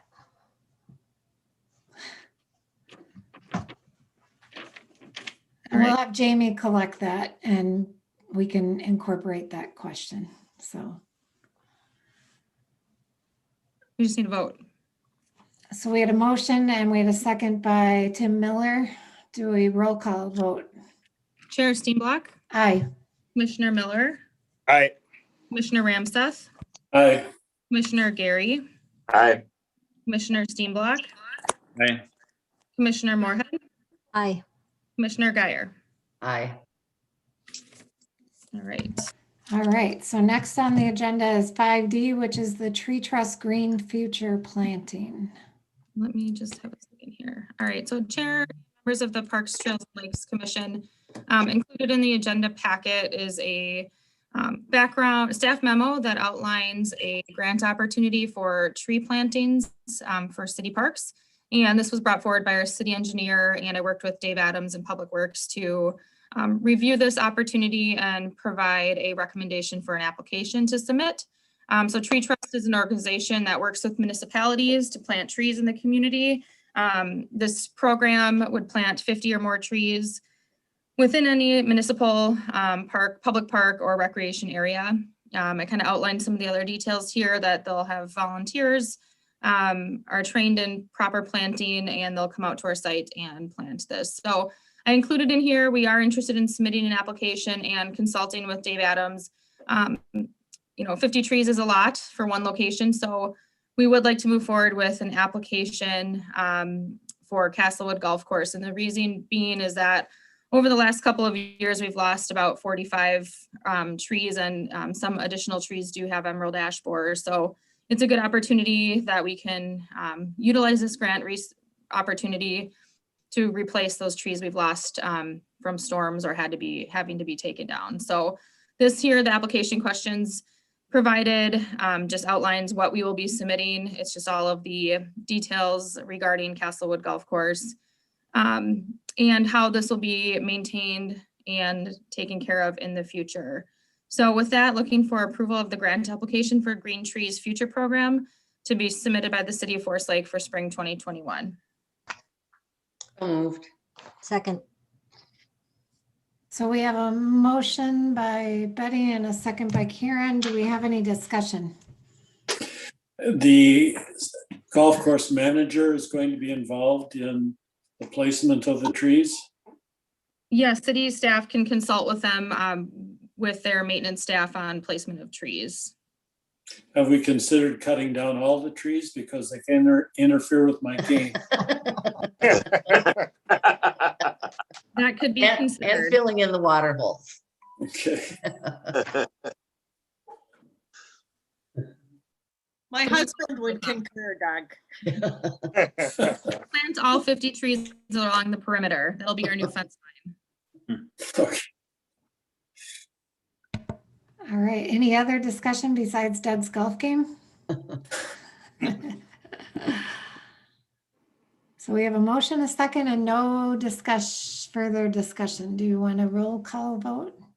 Yes, Chair Steenblock, Aye. Commissioner Miller, Aye. Commissioner Ramseth, Aye. Commissioner Gary, Aye. Commissioner Steenblock, Aye. Commissioner Moorhead, Aye. and Commissioner Geyer. Aye. All right, so then next on the agenda, we have Timber Ridge Parkland dedication recommendation. All right, so Chair and members of the Parks, Trails, and Lakes Commission, also included in your packet this evening is a recommendation from our zoning administrator, Donovan Hart, regarding phase 2 of the Timber Ridge apartments. Let me just pull this up here. So this is on Everton Avenue, and it's 106 units, and there is a Sean Silvera Park is nearby. And so the staff recommendation for this development in Forest Lake is to accept a cash payment of $265,000 to meet the project's parkland dedication requirement. So with that, we are seeking approval of the staff recommendation by Donovan Hart to accept the cash payment for this development. I'll make a motion to accept cash payment for the development. I'll second. So we have a motion by Jason, a second by Doug. Do we have any discussion? Jamie, just a quick question. So Sure. is that amount that meets with the minimum with the requirements we have for those developments? Correct. That would be 2,500. So there's- 2,500 per unit. Yep. Okay. So there's over what, 100 units or whatever? Yep, 106. 106. Okay.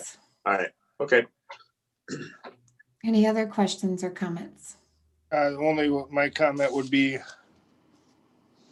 that it's in line with what we had agreed on a year or two ago to take cash. Yep. All right, so we had a motion, we had a second, no further discussion. Do we want a roll call? Chair Steenblock, Aye. Commissioner Miller, Aye.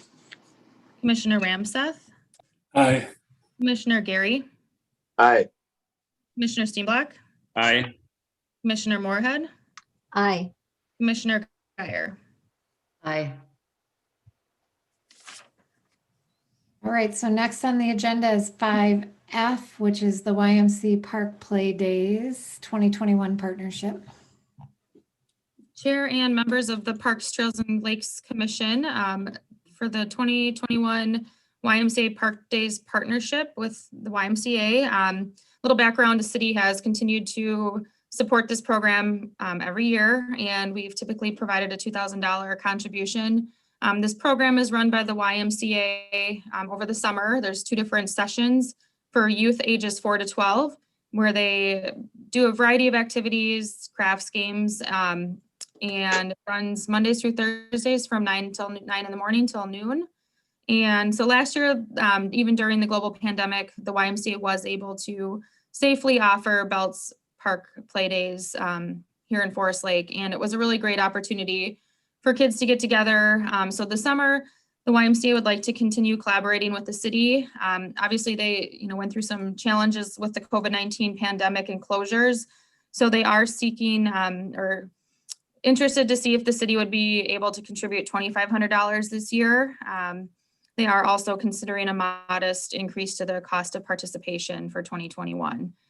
So with that, I know last year it was discussed and in favor, and I know Commissioner Ramseth, obviously had made a comment that even, additional support would be something to consider. So with that, it's the recommendation to approve $2,500 of the Parks Programs budget to support the Park Play Days at Belts Park this summer with the partnership of YMCA.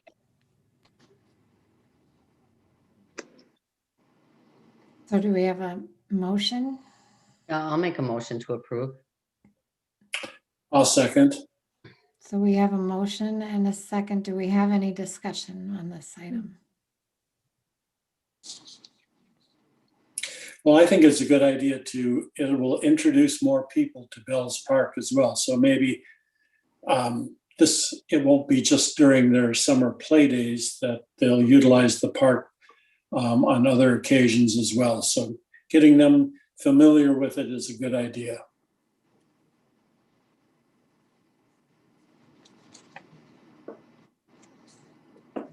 All right, any other discussion?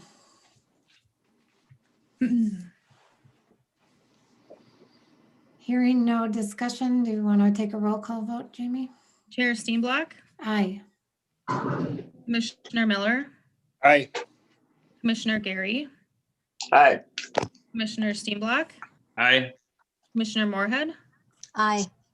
Commissioner Guyer, Aye. You forgot me. Commissioner Ramsteth. Sorry, I Aye. knew it. The best for last. There you go. Thank you. I apologize. All right, so the next on the agenda is 6A, which is the Snowmobile Club. And on this one, it's informational, no action required on the next two items. All right, so Chair, members of the Parks, Trails and Lakes Commission, tonight we have a guest speaker for these items. They're going to present to you. It's David Murphy and John Brudemus with the Forest Lake Snowmobile Association. And they want to share a presentation, which I'll bring up in just a minute here, really to re-engage with the Parks, Trails and Lakes Commission regarding a snowmobile-friendly community. This is an initiative that would really be in partnership with some other economic development conversations in the community, the downtown group. But there's an important role for the Parks, Trails and Lakes Commission in being a snowmobile-friendly community. So they want to re-engage this conversation with you and see what that role might look like from a Parks, Trails and Lakes perspective regarding access points and safely traveling throughout the community. So with that being said, I'm going to turn it over here in just a minute and welcome David and John, and I will share my screen here for the presentation. Okay, just give me a second here.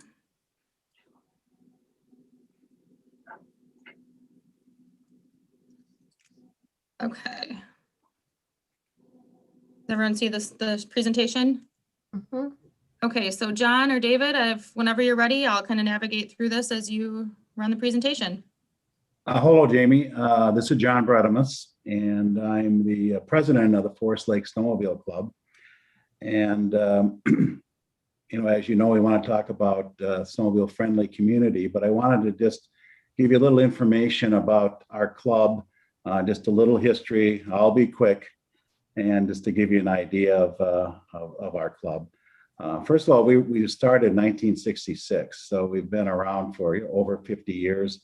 We actually have some of our members are still those members that first started the club. So it's been a great club for all of us. And we, as you know, we're a nonprofit organization, and our motto is that we're a club that rides.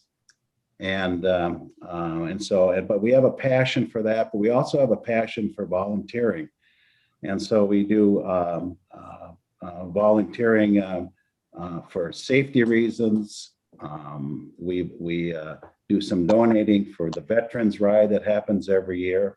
And just to give you an idea of some of the safety things that we do, for individuals born after 12/31/1976, they need to have a snowmobile safety certificate. So in the past and in the future, we hold classes to train the young people in snowmobiling.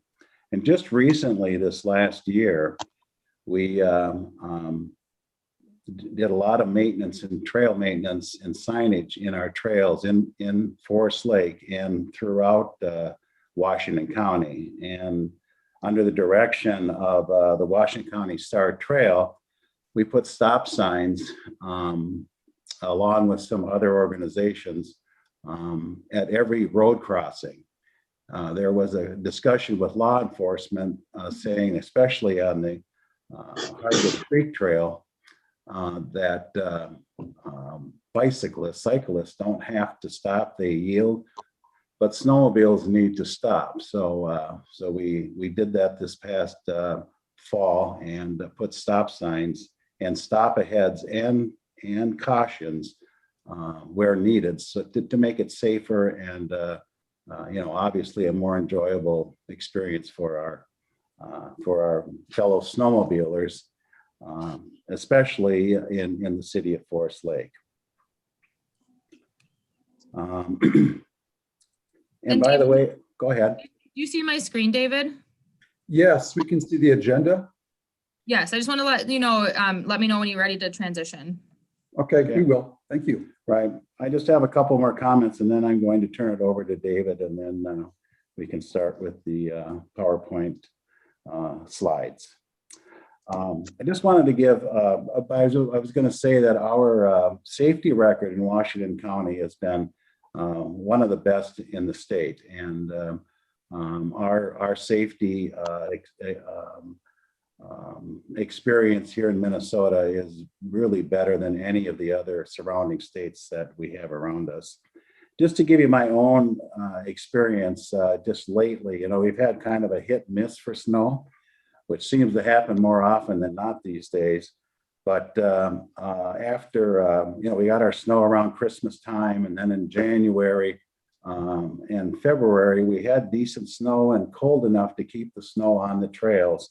And then after that bad cold snap we had, my wife and I went out several times on the trails in Forest Lake. And it's just, and we did it when the weather was nice, but it was just so enjoyable to see people out, families and kids. It really is becoming a family sport, snowmobiling. We hopped onto the lake, and of course that's like a city on its own, where ice fishing, and you can see families out there, and you see these kids just playing in the snow. It just kind of warms my heart. So, and again, we want to highlight Forest Lake. Now, I already see Forest Lake as a very friendly place to go snowmobiling, and so we want to work with you. And we're kind of the boots on the ground. So when things need to be done, like signage and trail maintenance, our club is part of that. I was going to say man force, but anyway, workforce, I guess. So anyway, and our goal is to really educate. So I don't know if anyone has any questions about our club. If they do, I'd take them now, or I'll pass it on to David. Is there any kind of signs or anything that we can help you guys with? Any different signage or anything throughout Forest Lake? Well, right offhand, I don't think so. We're, and David will get into this, but we're also part of the Washington County Star Trail Association. And so so that organization receives money from the DNR. And so they handle our signage. And then the Hardwood Creek Trail is also a state trail. So there's other organizations that have helped in that event also. So, but I appreciate the offer, and if we need something, we'd be more than happy to ask for it, and vice versa. If you need something, we're more than happy to help you folks. Okay, thank you. Anyone else? All right, David. Well, thank you. Thanks, John. My name is David Murphy. I am a Forest Lake Snowmobile Club member for about, I'm going to say about a dozen years. As a local resident of Forest Lake, I've raised my children there, and they're now in college.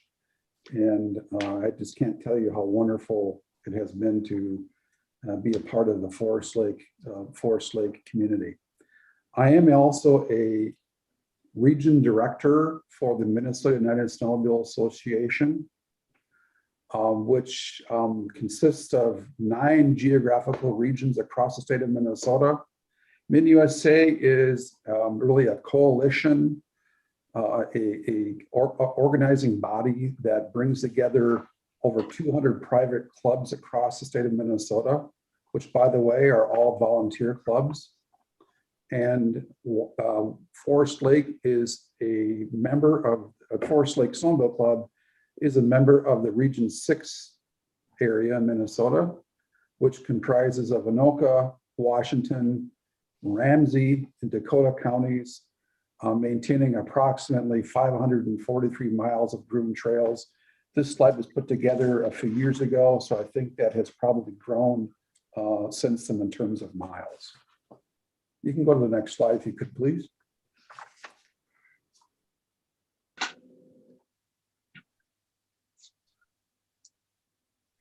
So I'd like to talk a little bit about the snowmobile clubs in this area, their organizations, and how the trail systems are maintained. The Forest Lake Snowmobile Club, as John has mentioned, is a club that serves Forest Lake and the surrounding communities.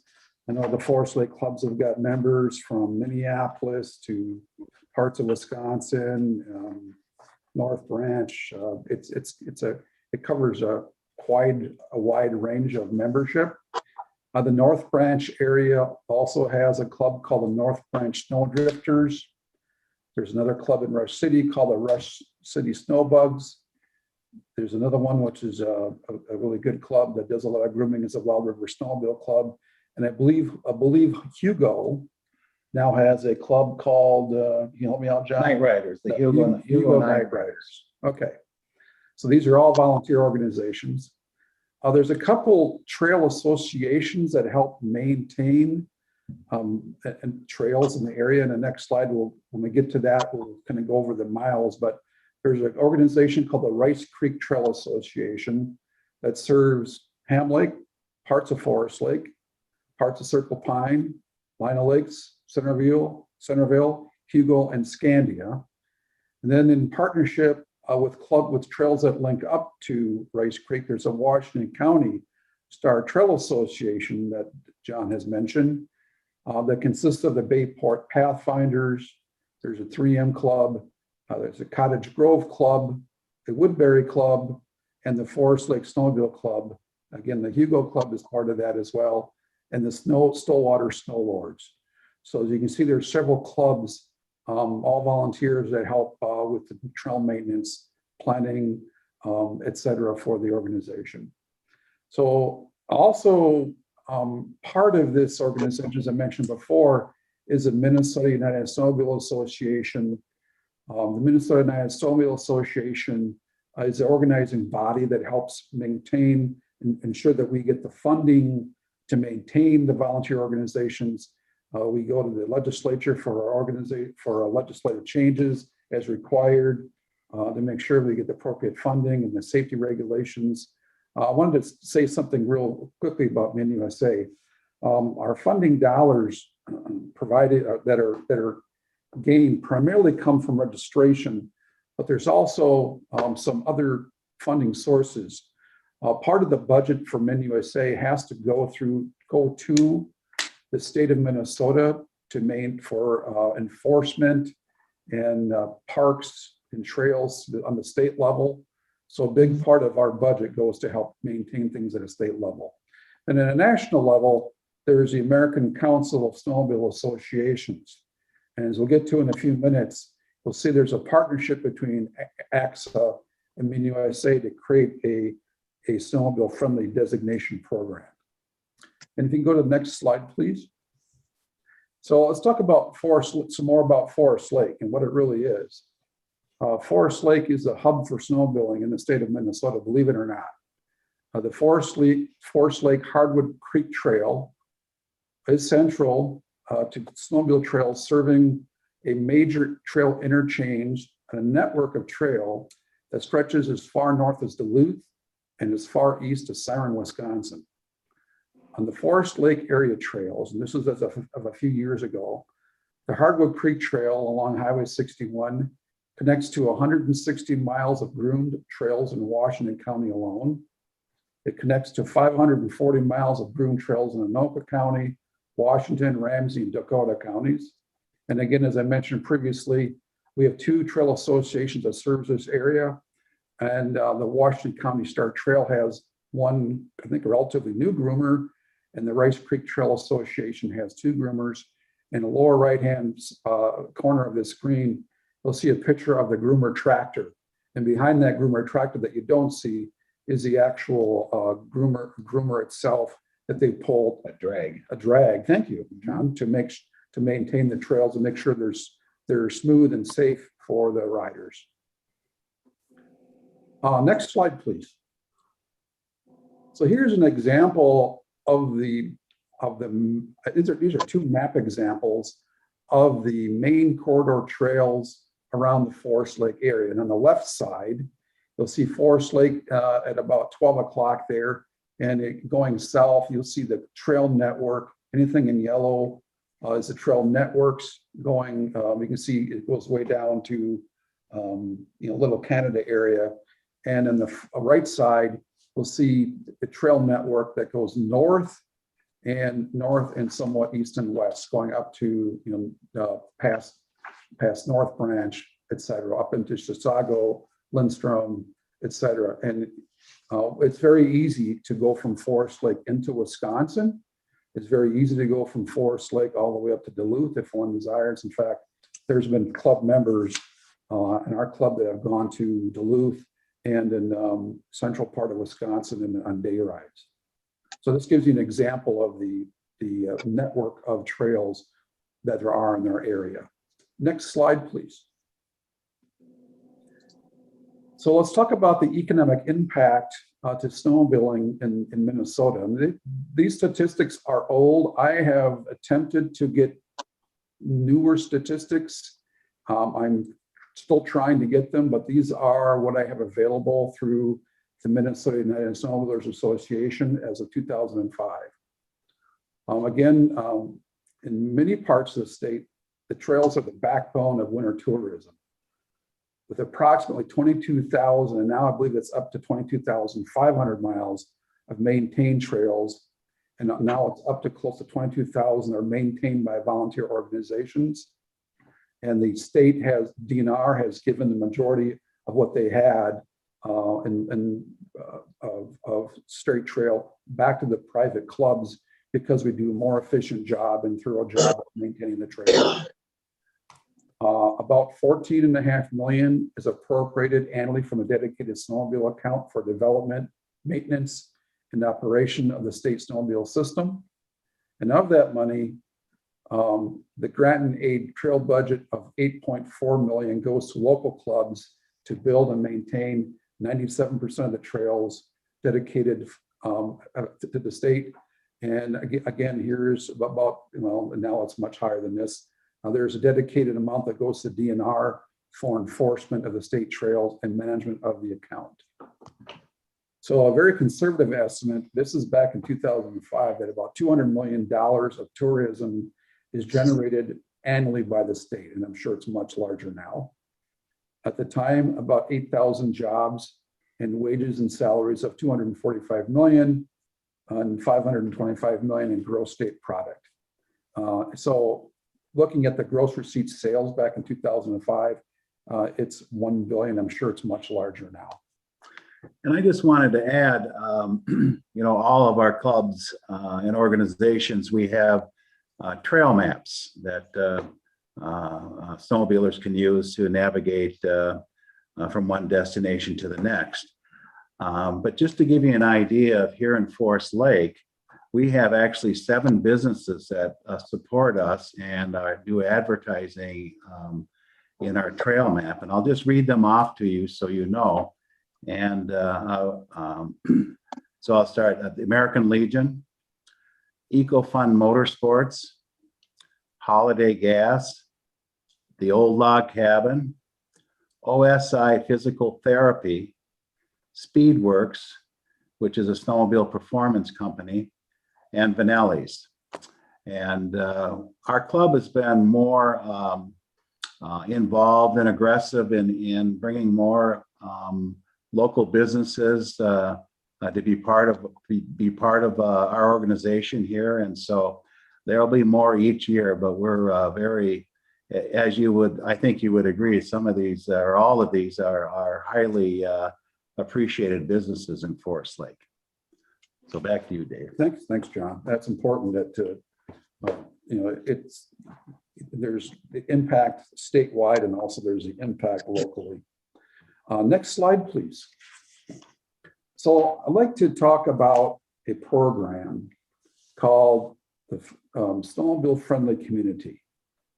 And how can, and it's a program, and I'll get to more detail in a minute here, but so the question is, how can Forest Lake Snowmobile Club become an alliance of the city of Forest Lake to, and you can click your mouse click there, make the city snowmobile friendly, leading to Forest Lake snowmobile tourism destination, which leads to more tourism dollars, and which also leads to more revenue for the city of Forest Lake. So if you could go to the next slide, please. And this is a really hard to read slide, but I want to preface this slide about talking about the snowmobile friendly designation. The Minnesota United Snowmobilers Association, also called MinUSA, has been working with other states across the country in the development of a snowmobile friendly community program that enhances snowmobile tourism and snowmobile opportunities, improves safety, and generates partnerships with our communities that are so essential to maintaining snowmobile trails. The program has become a national program supported by the American Council of Snowmobile Associations, also known as ASCA, and the Minnesota United Snowmobilers Association. Some of the benefits of getting this designation are several benefits to the community. So for example, new opportunities to market their status, which is called the Snowmobile Friendly Community status, on the national website and the Minnesota United Snowmobile Association's website and the local snowmobile club's website if we have one. This also enhances opportunities to tap into local snowmobile club and Minnesota United Snowmobilers Association's networks for snowmobile tourism marketing and community promotion. It brings heightened awareness to the snowmobilers that the community is a worthy snowmobiling destination that is accommodating to their needs, and more businesses and local tax revenues are generated within the community from increased snowmobile tourism and traffic. It brings a heightened awareness to the snowmobilers that the community is snowmobile friendly and has policies that make it safer snowmobiling destination. It also brings improved safety margins for snowmobilers and the community's motorists. It enhances winter recreation opportunities, as John has pointed out, for the community's residents and visitors. And last, it enhances the partnership with the community's local snowmobile clubs for emergency response efforts. So those are some of the benefits of a snowmobile friendly community designation. On this slide here, this is really hard to read and I apologize. Some of the things that are on this that I'd like to call out are two of our neighboring communities have achieved this designation in the recent past. One is Anoka and the other is the city of Ramsey. What to note in this slide is that the city of Anoka, they have, there is now a parking lot for snowmobiles on the Rum River near downtown. And when there's snow, it's not uncommon to see 50 or 60 snowmobiles in the parking lot with people attending the local establishments. In Ramsey, they have provided safe routes through the community and to services and restaurants throughout the community. And they call this a trusted alliance between the city and the snowmobile organization. In addition to this, in return, MinUSA will help with the cities to promote their new status with their web listings and marketing materials. And then talking about signs, MinUSA and other organizations throughout the state usually offer up free signage, and part of this program will help ascertain the correct signage to help make Forest Lake become a snowmobile friendly community. So with this, I would like to, just say on behalf of myself and John that we would like to build an alliance with Forest Lake to build a strategy to become a very friendly Forest Lake, a very friendly snowmobile friendly community, and even go out as far as to say is to work with Forest Lake to build and achieve this designation of snowmobile friendly community. Is there any questions? We certainly would like to entertain a motion to work forward in the future with Forest Lake to achieve that designation if it's possible. Anything you want to add, John? That's good. Let's see if we have any questions. So David, oh, sorry, I can't see. Is that you, Betty? Yeah, sorry. Nope. So just off the top of your heads, what are the kind of things when you look around Forest Lake that you would think would make it a more snowmobile friendly community?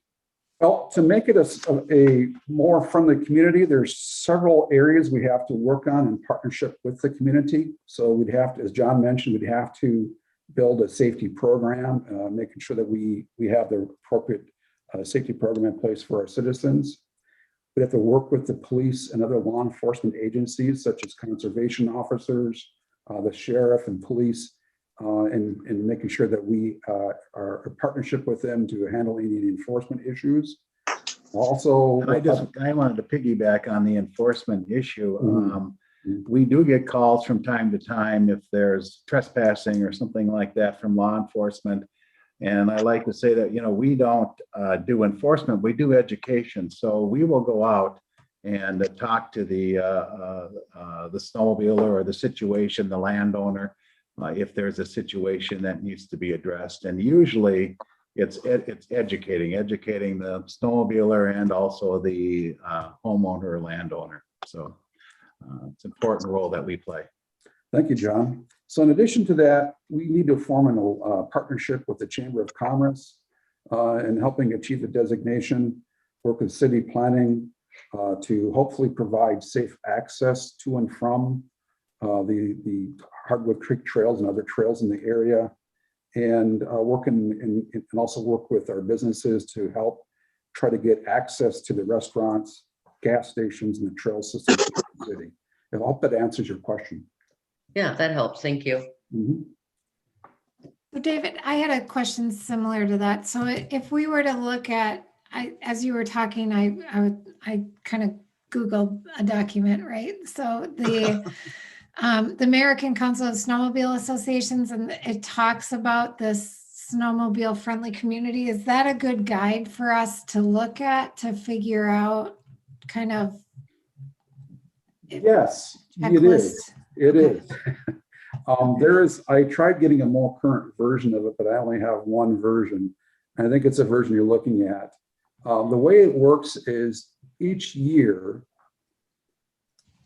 the Minnesota United Snowmobilers Association evaluates club progress to achieving that designation and works in conjunction with the clubs and the cities to achieve that designation. So I believe they receive submissions for the designation each year. And I think, I'm sorry, I can't share my desktop. If I could, I would. There's examples on that document of some signs that can be posted in the community. If you can find those, if you can share those, that would be great. But there are some nice signs that are posted in the communities. Just to give you some examples of other communities where the designation are Duluth, Ely. There you go. There's an example of the roadside sign, and then below it there's a trailside sign. So other cities like Grand Rapids, Duluth, Ely, Anoka, Ramsey, and more cities across the state are achieving this status. And there's an old saying that us snowmobilers like to say: snowmobilers don't pack a lunch, you pack our wallets. So we do spend a lot of money. And I can tell you I spent well over $10,000 on the new sled this year. So they're not, new ones aren't cheap. So when we go, we do bring a lot of tourism dollars to the areas. that we visit. Karen, did you have something? Yeah, Kathy and I are both on an initiative right now where everyone belongs. And I can see this again as just another way of introducing our city as a very friendly, belonging to all types of entertainment. And I'm just wondering tonight, are we looking for action or just our blessing or get more information? What are we? I think it sounds like a great idea. Yeah, Karen, I think we want to partner with the city of Forest Lake to make the local club, give more visibility to our local club and make our local club more part of the community. But also I'd be, as a MinUSA director, I'd be more than happy to partner to build an alliance with Forest Lake to actually achieve that designation. So I'd entertain I'd love to hear a motion that we work, that the MinUSA and Forest Lake Club work with the city of Forest Lake to work towards that designation, which would require more workshops, more action in the future. And the lovely thing about this designation, it requires a 6-figure budget of 000.00. I hope that makes and we actually provide signage and other things like that to the community. So there's little to no expense associated to each city that has a designation. And we would walk with you through this every step of the way. Yep. Absolutely. Does it make sense to do a little research between now and the April meeting and just kind of figure out where we think, because this actually would have opportunities for potentially many different committees that are happening right now, like the Downtown Development Committee. I was thinking about them as well, and maybe having some conversations with Dan and others as it relates to the other committees and figure out how we coordinate it. I think that's a great idea. Yeah. I was thinking just maybe, looking at the commission, do we have a favorable thought on it? Not that we're going to implement it, but that we've heard from the gentleman. And I mean, from what I hear, it sounds good. That's all I would be, make no motion or anything like that, but that pass on my thoughts that it'd be great for Forest Lake. Yeah, I agree, Karen. And I think that this is another good, feather in the cap of Forest Lake, another destination, so to speak, another group of people that we can attract to town. So no, I'm the presentation sounded really good. I'm real interested, and just keep moving forward. Yeah, so maybe for tonight, because again, it's not an action item tonight, but I think that it sounds like there's support for the city being more engaged with this, and maybe we just, like I said, reach out to some of the other city staff with some of the initiatives they have going on, and then figure out where does this fall. Well, wonderful, thank you. Would that be okay? Oh, that would make us very happy. Yes. And I can follow up with David and John and have those internal staff conversations, or with the chamber and the downtown committees, and come back to the April 20th meeting with maybe more of a formal recommendation with a motion to continue moving forward with working towards a snowmobile friendly community. I do think it aligns really well with what we've talked about as goals and visions, year-round recreational activities. And it's an improving access and accessibility. So I think it's a very welcoming piece to the community, and we can bring that to formalize a motion at the next meeting. That'd be great. Thank you. Thank you for the information. I learned a lot tonight. Thank you. Oh, thank you very much. There's under 20 slides if we had time. Thank you very much. Yeah. Thank Thanks, you. guys. Okay, take care. All right, so next we have 6B, which is community events for 2021. So Chair and Parks Trails and Lakes Commission members, the discussion for tonight on community events 2021, myself, along with a couple of commissioners in the events and programs group, have met to talk about the spring fling for 2021. So just wanted to give a brief update on that tonight. second part of the discussion was going to be around community events for the summer in light of COVID-19. Obviously, since this was on the agenda and planned for, I think that discussion is going to shift a little bit given the new restrictions and lifting of restrictions, I should say, by the state of Minnesota. So I just want to twofold, just an update on the spring fling that we're planning, and I'll turn that over to commissioners who, I'll turn that over to Betty if you don't mind saying a few things on that. And then just a group consensus given the new guidelines at the state, restrictions being lifted coming April, that we are comfortable moving forward with Arts in the Park for the summer, and just some feedback so I can know how to move forward with that. So that is for discussion tonight. And with that, I'll turn it over to commissioners. Okay, so Commissioner Karen and Chair Terry and Jamie and I kind of met. So we're going to move forward with doing spring fling again on May 1st, trying to keep it consistent from year to year. So we're trying to, a goal is to keep things as close to the same timing so people get used to kind of what we're doing. And then we think we'll be able to do something actually even similar to the last time, where we can have as many stations as possible for kids and families. So if you weren't at the last one, we had like the petting zoo, and we had outdoor games, and we had craft tables. And so we'll be real careful to keep things a little distant, and then have just kind of grab and go snacks for kids. What else?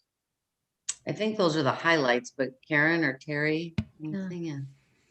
I think so, and that a group like the Rotary would maybe be able to send, or the Lions are contributing a large amount of money, but maybe the Rotary would send some volunteers and just to man the different stations. And Betty was going to look for another petting zoo because the one we had last year that was perfect was gone. I mean, they're not not able to get those anymore, but I found a couple, so we'll have to look into them. Yeah, you have to bring your dog otherwise. I mean, it's, yeah, well, there you go. See, thinking Puppies. outside the box. Everybody loves puppies. Yeah, not about, Northwoods. Yeah, I think you did a good summary. I think, Saturday, May 1st, we have a rain date of Saturday, May 8th, from 10 to 1. And we're just trying to gather up any additional sponsors and partners and fine tune some of those details. But I think we all felt comfortable having the spring fling in May, even more so now with some of the changes from the COVID perspective. So thank you. And thanks to commissioners who've dedicated time to planning this so far, and that will continue to, and Commissioner Geyer for kind of leading the charge and keeping this one on track for May 1st. So with that, just then any comments or questions on summer events? I'm sure you're all aware, but restrictions are being lifted where we would be able to have outdoor events in the larger capacities. So just wanted to have the opportunity for the Parks, Trails and Lakes Commission to discuss Arts in the Park for 2021. So just open to any comments or feedback for direction. Yay, that's my comment. We'll be able to move it back to Lakeside. Yes, definitely. Okay. Is that farmer's market too, or will that be separate? That will go back to the park. It only moved just due to COVID restrictions and having the space we needed to safely run it in 2020. Good. So with that, just a quick, I was planning on having this more of a conversation with the restrictions we were working with up until recently. So that makes it a lot easier. I'll plan on presenting another update or at the April 20th meeting, whether it's regarding the number of vendors we've got solidified or where we're at in that process. So I'll be moving forward quickly on getting that lined up. Good. Any other questions on that one? All right, moving on to 7A, the Belts Park Master Plan. All right, so Chair and Commissioners, just a quick update. I've been working with city staff, city engineer, our public works director, and city administrator on some of our 10-year financial planning and just park planning. I'll provide a more detailed timeline for this project at the April meeting, but it was decided that to finish some conversations this year with the St. Peter's Church and fine tune some of the details regarding the master plan for Belts Park so that we can make sure that it covers everything that we're looking for, kind of cross our Ts and dot our Is, try to see if we can get some of that cost brought down. So we are going to continue to work through that for 2021 and apply for the Minnesota DNR grant March of 2022 and continue moving forward with that. So I'm working on outlining this timeline and our next steps, which I'll share with you in April, but just an update on that from a next steps kind of perspective. So, and thank you to Commissioner Ramseth. He's been working with me on navigating through this process, and I'll get him engaged again here soon to start looking at things a little closer.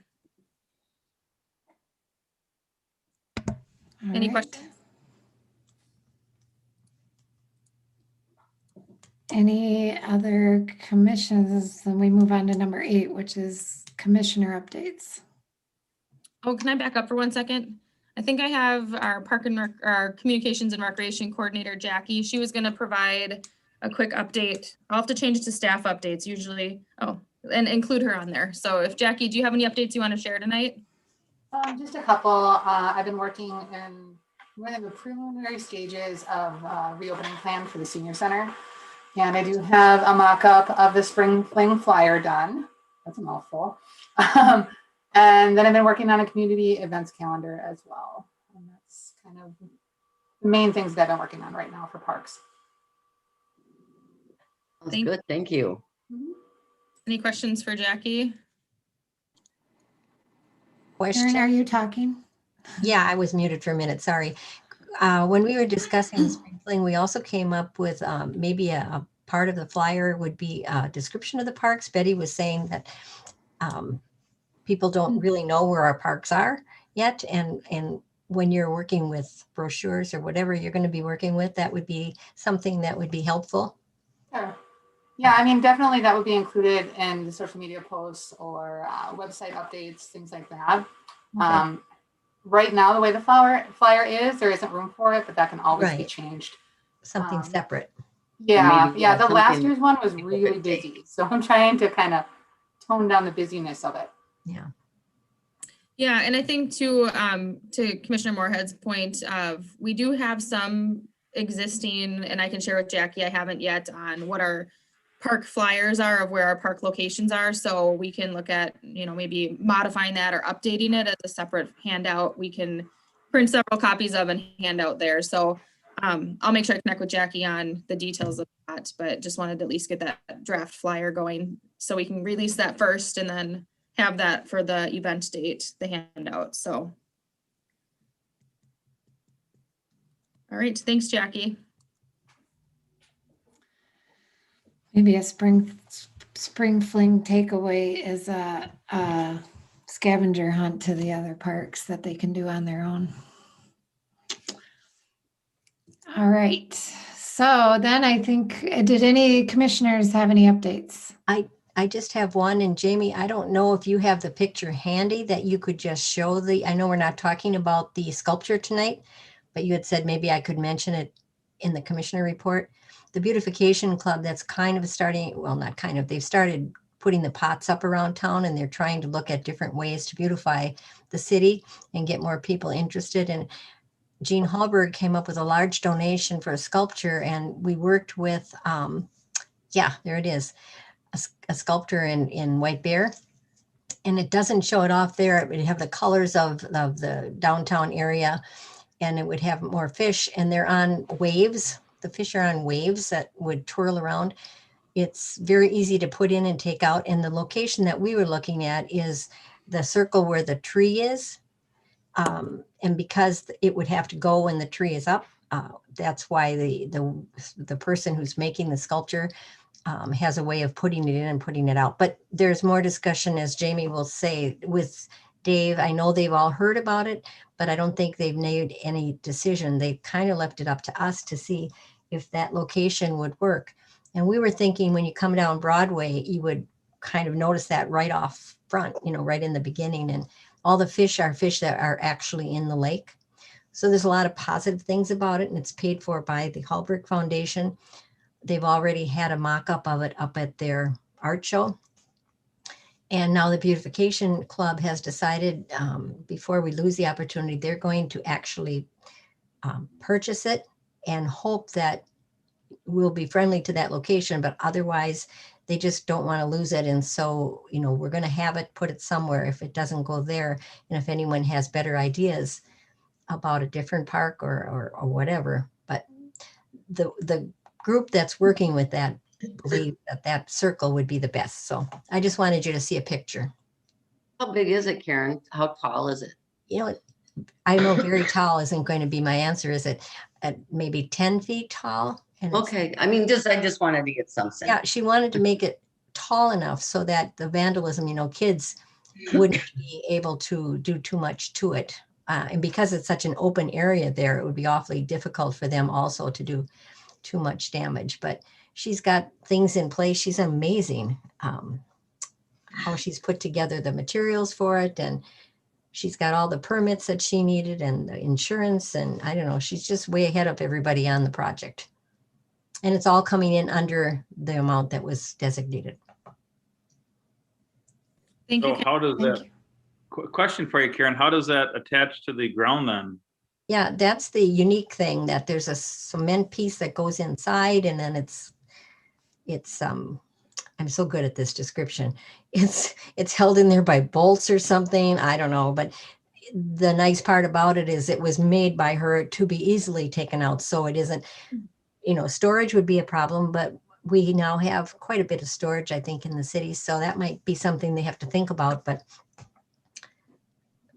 I'd have to get a better idea, a description of that for you, Jason, but I know that came up, and it was a good job that she had put together. And you said it worked fine with where the power is. Right. There, right. Right. And it would be lit, and I don't know. The group just thought coming down Broadway and being the entrance to the park there, that it would be a unique thing. But they also have to come up with a rule about different art and sculptures in the park, because you just can't let anyone go out there and I've got a sculpture of this or that and the other thing and put it in. So the city council loved this one, but they also said they have to come up with some sort of a guideline, which is smart. Makes sense. Yeah.